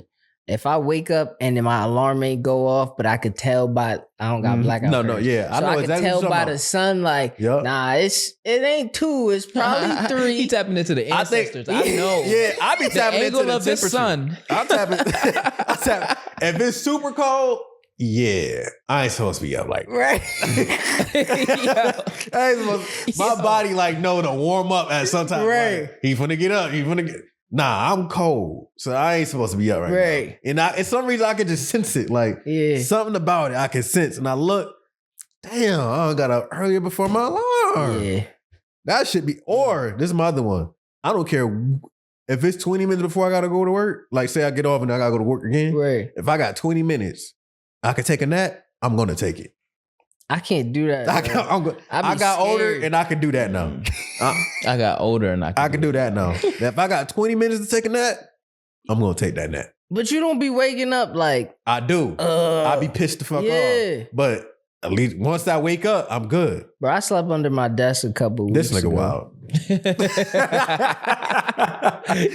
You're like, all right, hold on. I had to go to court and it was probably like, so I go to court in the afternoons, if it's like night court or whatever. Some of the towns and villages around here have court in the evenings. I mean, it makes sense. But it was probably like 3, and I normally leave my office at like 4:30 to get to court at 5. And it was like 3:00, bro, and I kept yawning, and I was just like, I still got an easy 5 hours in my day left. So like, bro, you can't do this. You do energy drinks? No. Yeah, me. I don't fool. I don't really drink sugar. The only sugar I drink is sometimes in my tea, and I tried to lower the amount of that. But like, honestly, I only drink water, milk, and not even real milk. It's like milk. And tea. I don't drink juice, soda. I don't really drink. Okay, Yeah, I'm not gonna lie. really. I don't drink soda, right? But I did buy some cranberry ginger ale because the shit good as hell. But I didn't touch it though. I leave it there just in case one of my Saturdays I want to cheat. Right. I can just grab a little. All right, That's one of those black people. I don't drink soda, but I did. some ginger ale though. Because like if I got a sore throat, I'll go get me a Sprite real quick. They'll electrocute the shit out of my throat. Because Sprite always get me through a sore throat. Or I feel that bitch coming, let me go get me a Sprite real quick. Especially if it's like interesting. I don't eat McDonald's. I haven't eaten McDonald's like 15 years. Burger King, none of that. But I'll go to McDonald's for a Sprite. Yeah. Because they got electricity in it. They got some electricity. I don't know. Sprite definitely got a different. They got drop electricity off in from it. McDonald's. Yeah, especially they even died it down and it still got electricity in it. Because the 90 Sprite. That's a fact. 90 Sprite, that shit used to. I couldn't even. I don't even know what soda tastes like no more. Yeah, I don't drink soda. But besides that ginger ale cranberry, which in black homes, ginger ale not even soda. It's not soda at all. So technically, I don't got no soda in my house. But yeah, I had to stop. I think that shit break my skin a minute. I was break my skin. Or at least that's what I think it was. Mm-hmm. What the internet taught you though? Before we get off track, internet taught I've been ranting all damn day today.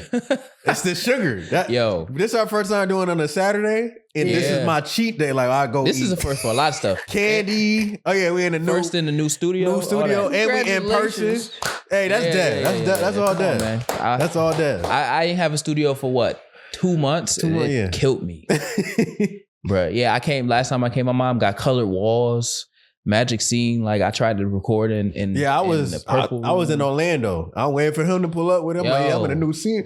I'm all happy and shit. I can't record today. I got a purple room. Look, I got a purple room. Yo, I sent him the video, bro. It's like the sensor is the DJI is over there somewhere, but the sensor is so small, and the purple sensors react to like what it sees. So like. Since all the walls is purple and then I don't have like a softbox to like direct the light to just me, it's picking up the color of the walls because the light is bouncing off the walls. Right. So if this room was that color or the red, my sensor will be picking up like a red hue because even though we don't feel like it, the light is bouncing off everywhere. Anyways, so my sensor was turning the picture like purple and blue. Mm-hmm. So it was just working too hard. And I was like, bro, I can't even. So to this day, I cannot tell you the story about how I found this place. But I found it. I toured 3 of their properties. I was like, this the one, put the down payment or put the stuff in and we here. Bro, that's that's one of the things I like about Rochester for real. Is like, it's so many community spaces where like, it was a couple years ago, like I found, the Hungerford building. Mm-hmm. Yeah. Like when I think COVID might have killed everything in there. But it was popping. it was a nice little movement going on there. And then like, you know, a couple more like low key spaces like this. But then you have like people have their spaces to do their stuff, even if it's a small business or whatever. Like you could go in, you got your little setup going. Like it's dope, bro. I definitely am glad you found a space that you could really rock with, though. And it's, I mean, obviously when you finish doing everything in here, it's gonna be a whole different feel to it. But I already like how you got the whole outside common area. Everything is dope out there. Yeah, appreciate it. It's definitely an upgrade from the other one. I know y'all kind of cold. I emailed or text the building manager like, yo, what's going on with the heat? He was like, oh, I might have to change some stuff, but this side of the building ain't been really active for some time. So they cut it off. But yeah, I have business here. So I need to make sure that I can do business here. But internet taught me that the Black Panther Party has been resurrected in Philly. So I've been seeing like the chairman talking to the police and but I thought it was just, you know, somebody who want to cosplay as a Black Panther. But today I seen a picture of them actually like toting the AR-15s and with the whole get up on the steps, on the steps, with the Black woman. We can't put our Black women at the forefront exclusively. Black men, we need to do that work, read the law, and make sure we know. But we need to we don't want to revitalize what the Black Panthers were, because there was a lot of misogyny and everything baked into that old model. But we want to make sure that we're modernizing what the Black Panther Party for self-defense is. Right. And provide resources to community around their rights to carry and all of that stuff. And if you really want to be the Black Panther Party of self-defense in this modern day and age, go into lobbying and we create our own NRA and NCC, whatever the other institution is. And we collect the same money that the NRA is doing for lobbying for gun rights. Let's do it. So that's what the internet taught me. I was looking for the text message. I take one of my best friends, because I was talking about that a couple months ago. I seen them a couple months ago. Yeah, I didn't know that they was that active. I knew that the chairman was active in community and pulling up to certain things. Is it called the new Black Panther? No, it's just the Black Panther Party for self-defense. Because I thought I had done some research after watching, the Black Klansman? Yeah. Never seen that movie, but I know what you're talking about. That's with Denzel Washington Jr.? Nah, I think that one. Oh, is it? Yeah, nah. Is it? Yeah. I know Spike. It's Yo, what was the joint? What's the one I'm thinking about? Where Judas and the Black Messiah? Judas and the Black Messiah. Yeah. You seen that one? That's one of my favorite movies. All right, me too. I agree. I am. And again, a revolutionary. Yo, bro, I looked that up the other day, and I'm gonna die. A revolutionary. Yep, he played that role. I might not be that. I might not be that. But I will say that I am a revolutionary. Yeah, a revolutionary. He played that role. He played that role. Bro, I love it. I know the shit was in it is fucked up, but just the art of acting in that movie. He did a great job. How things were shot and shit. And Spike did a great job helping to produce and direct that. Yeah, for sure. Yeah, actually on Tuesday. Speaking to Mike, we my fault. I forgot where I was. On Tuesday, we about to do like a screening of a documentary about Martin Luther King. Shout out to, obviously, his birthday just passed. The 15th. But Monday is the federal holiday. Yeah. And so Tuesday we're gonna be screening a documentary about his life, at least the early part of it. And like, I think sometimes we forget how relatable a lot of that stuff is to our lives still. And just watching some of that stuff, it would have been our grandparents right now. Look at it. He would have been 92. Yeah, still kicking. No, it's true. And like, I was watching some of the clips of it, and I'm like, bro, like, this is stuff that like still is very, very relevant Mhm. that we still need to be thinking of and still talking this way. Cause I mean, the dream ain't really accomplished. Facts. Damn, I had a thought about that too, because I was listening to his that was Thursday, his birthday. Mm-hmm. And they played his speech. And when they played it On WXXI. I mean, WDKX. Yeah, and something was sparked, but I can't remember what it was. I might have to listen to it They again. always play that speech though. They do. It's annoying. But something sparked when I thought about it, like, damn, like this nigga was really fighting. It's not the original thought, but the thought, one of the ideas was he's fighting just for them niggas to treat him fair or treat everybody fair. Yeah. That's fucking crazy. It wasn't a big ass, bro. It never was a big ass. It's not that far away. He passed in the 60s, late 60s, late 1960s. Fred Hampton died, I believe, the same year Malcolm X died. It was like 1965 or something like that. Malcolm X died in February of 65. And then Hampton died the same year in December, I believe. And then a couple years later, Martin Luther King passed away. So the 60s was just terrible, right? Yeah. COINTELPRO. Terrible. Doing a thing. I'm gonna have to listen to that again and bring up that what it came to my head. What was my thinking at the time I heard that? Yeah. I don't know. It was something. But we gotta keep like, and I know you were 100% right, Dev. I feel like sometimes we focus on specific ones, but like that Fred Hampton speech, like I don't think I heard that speech because we don't learn about it. Yeah, he don't. Yeah, he I didn't want to go into that. But Martin Luther King is going to be the person you learn about. Why? Because they want you to be, of course, peaceful. Yeah, they want you to be more like Martin than it is Malcolm. When I was at 34 school, one of the principals, the assistant principal, I had what I called a culture wall, and I put up a bunch of black faces, positive black faces, historic black faces, current black faces, all black faces, and I put up the Black Panther Party, and the assistant principal, white woman, older, she was like, weren't they a terrorist group? That's why they don't teach it, because they think that they were a terrorist group. They don't think. That's the story. That's the story that they was taught. Yeah. Yeah. And I can probably bet everything that I own that there's no curriculi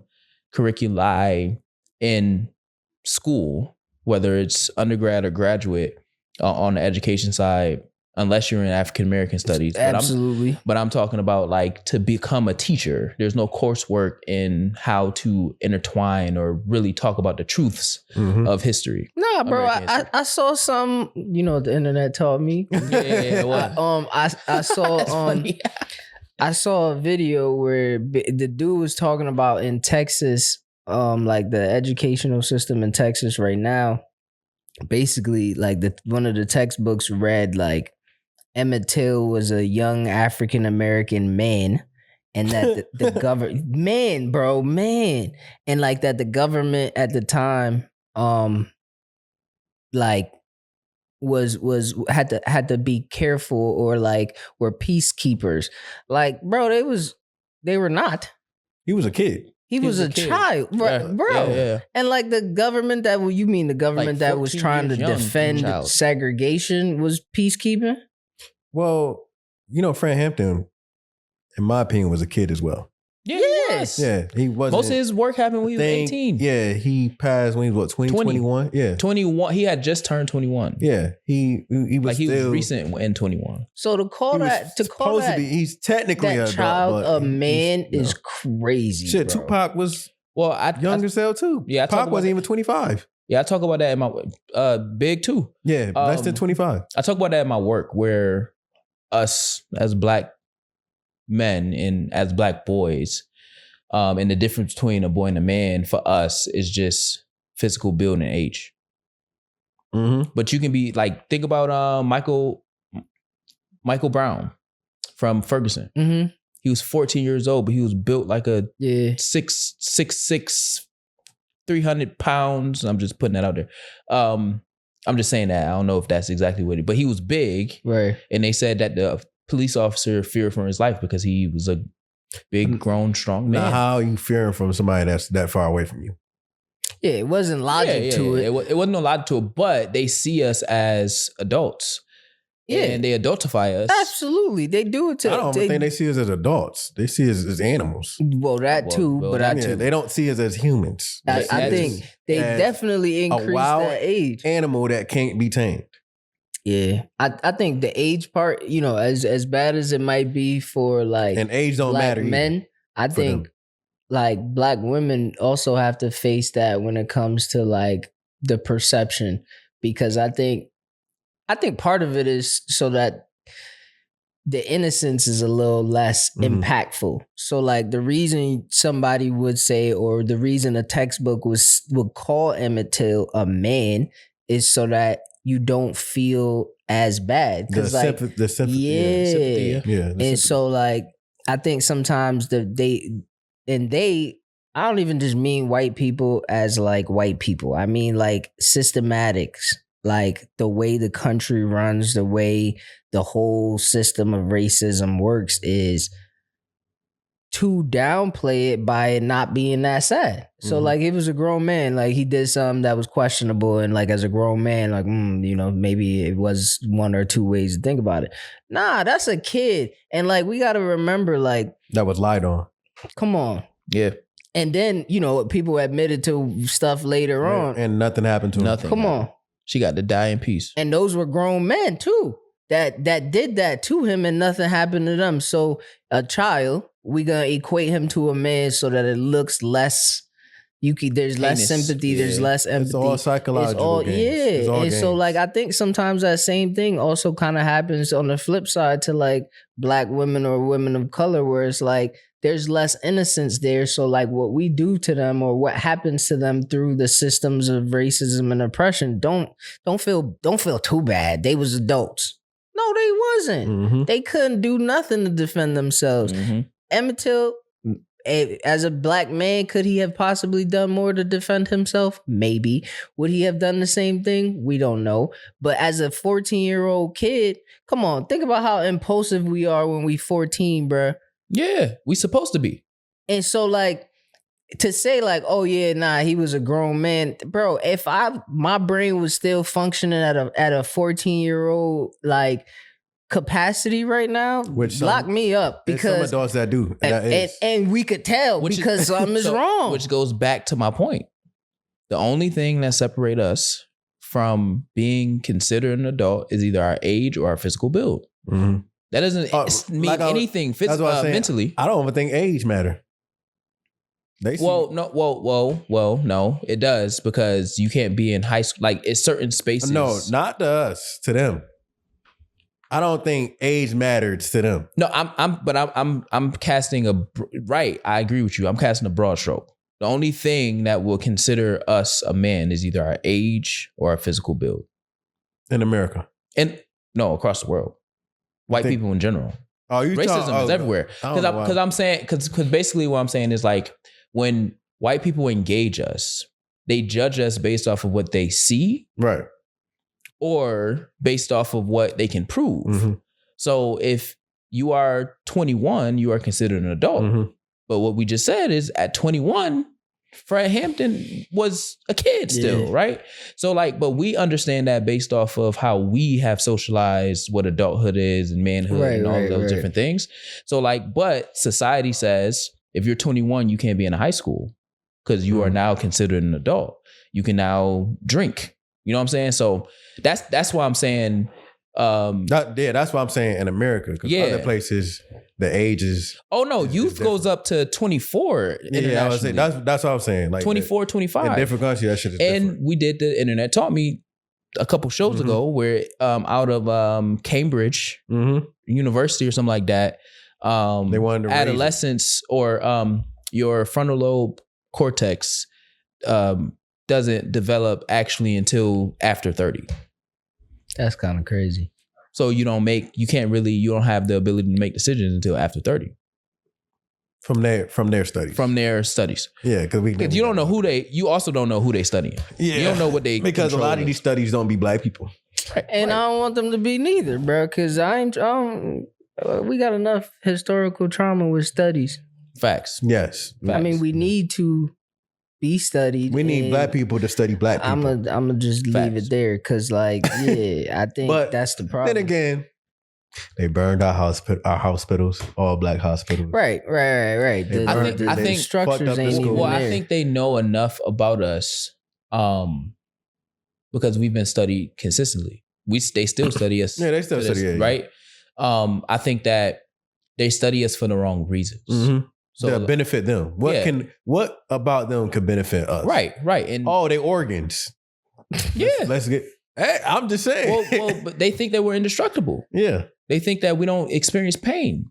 That's exactly the innocence Like part that I was talking about. F. Kennedy, the shot shit. Oh, they don't need that many shots. He came out and said that. Yeah. Mhm. I mean, syphilis. Yeah, that's the study I was talking about. Syphilis. Yeah, we was in fucking the Bronx Zoo. Yeah. Yeah. Yeah. Song of the week. Song of the week, song of the show. Song of the show. My one of my favorite, I'm not gonna disrespect her like that. One of my favorite artists right now, Girlfriend, just dropped the EP, Honey Water. And I've been on this whole R&B The wave. artist is called Girlfriend. The artist is called Girlfriend.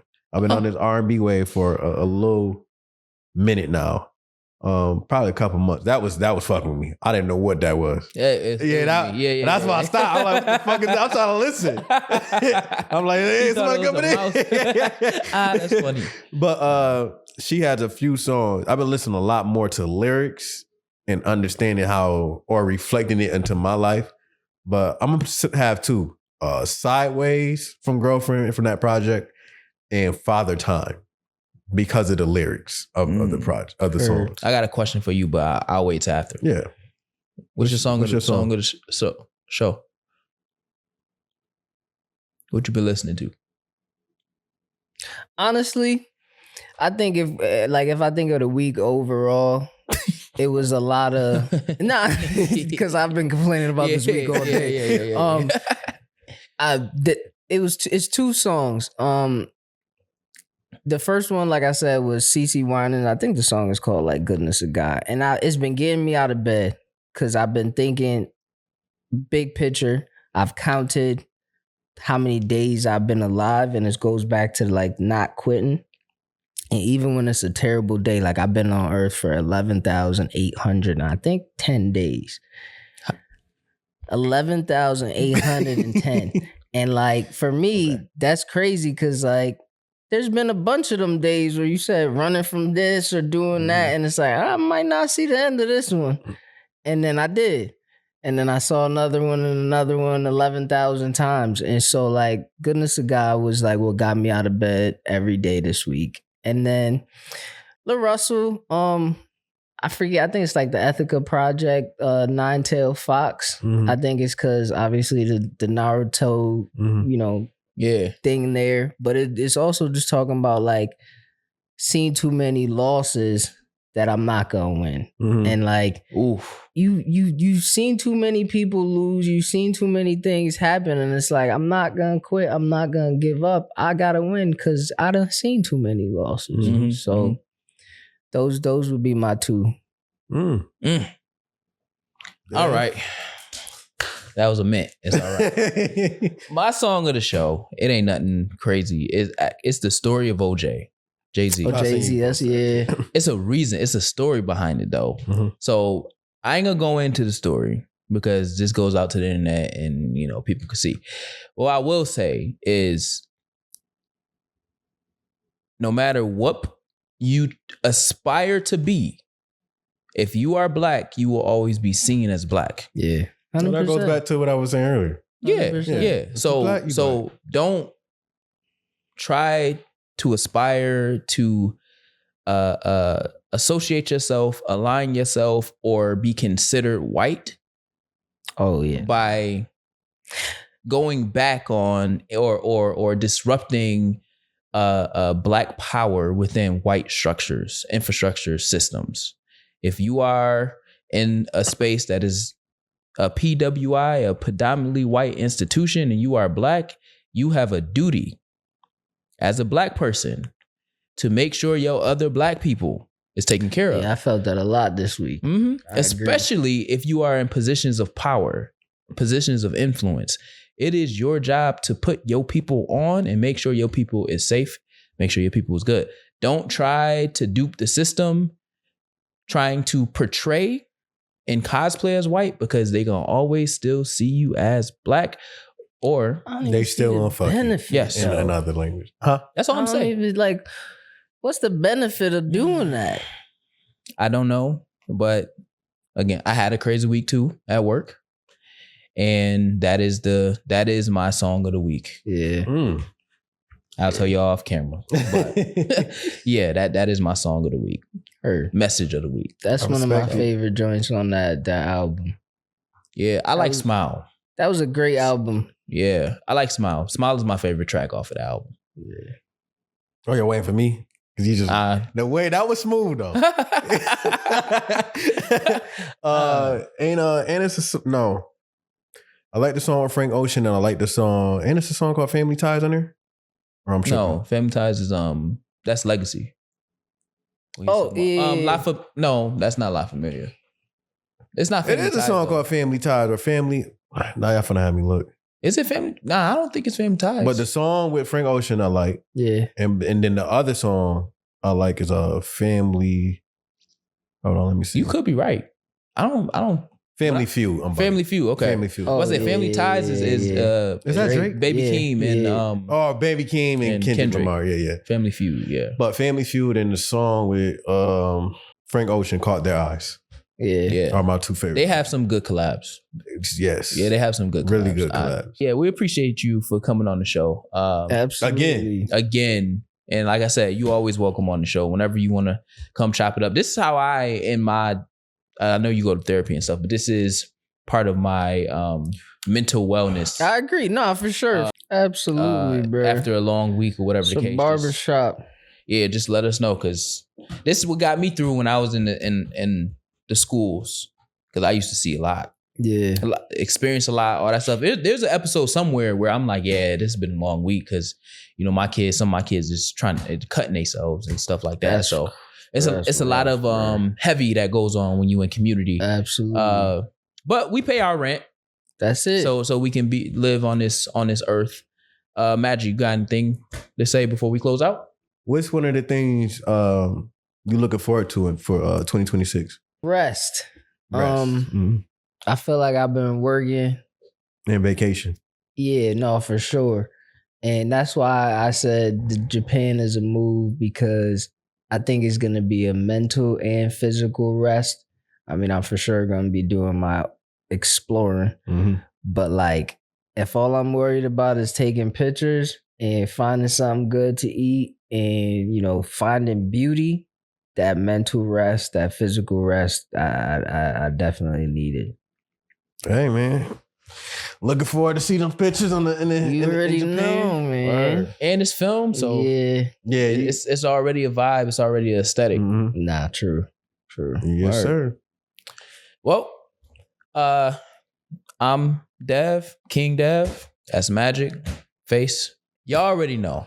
Bring another set of ears for next week's show, because this is Introspective Insight, the Black Wall Street podcast, and we out. Click, boom. See you soon. Yeah. Come back next week. Yeah. Introspective Insight.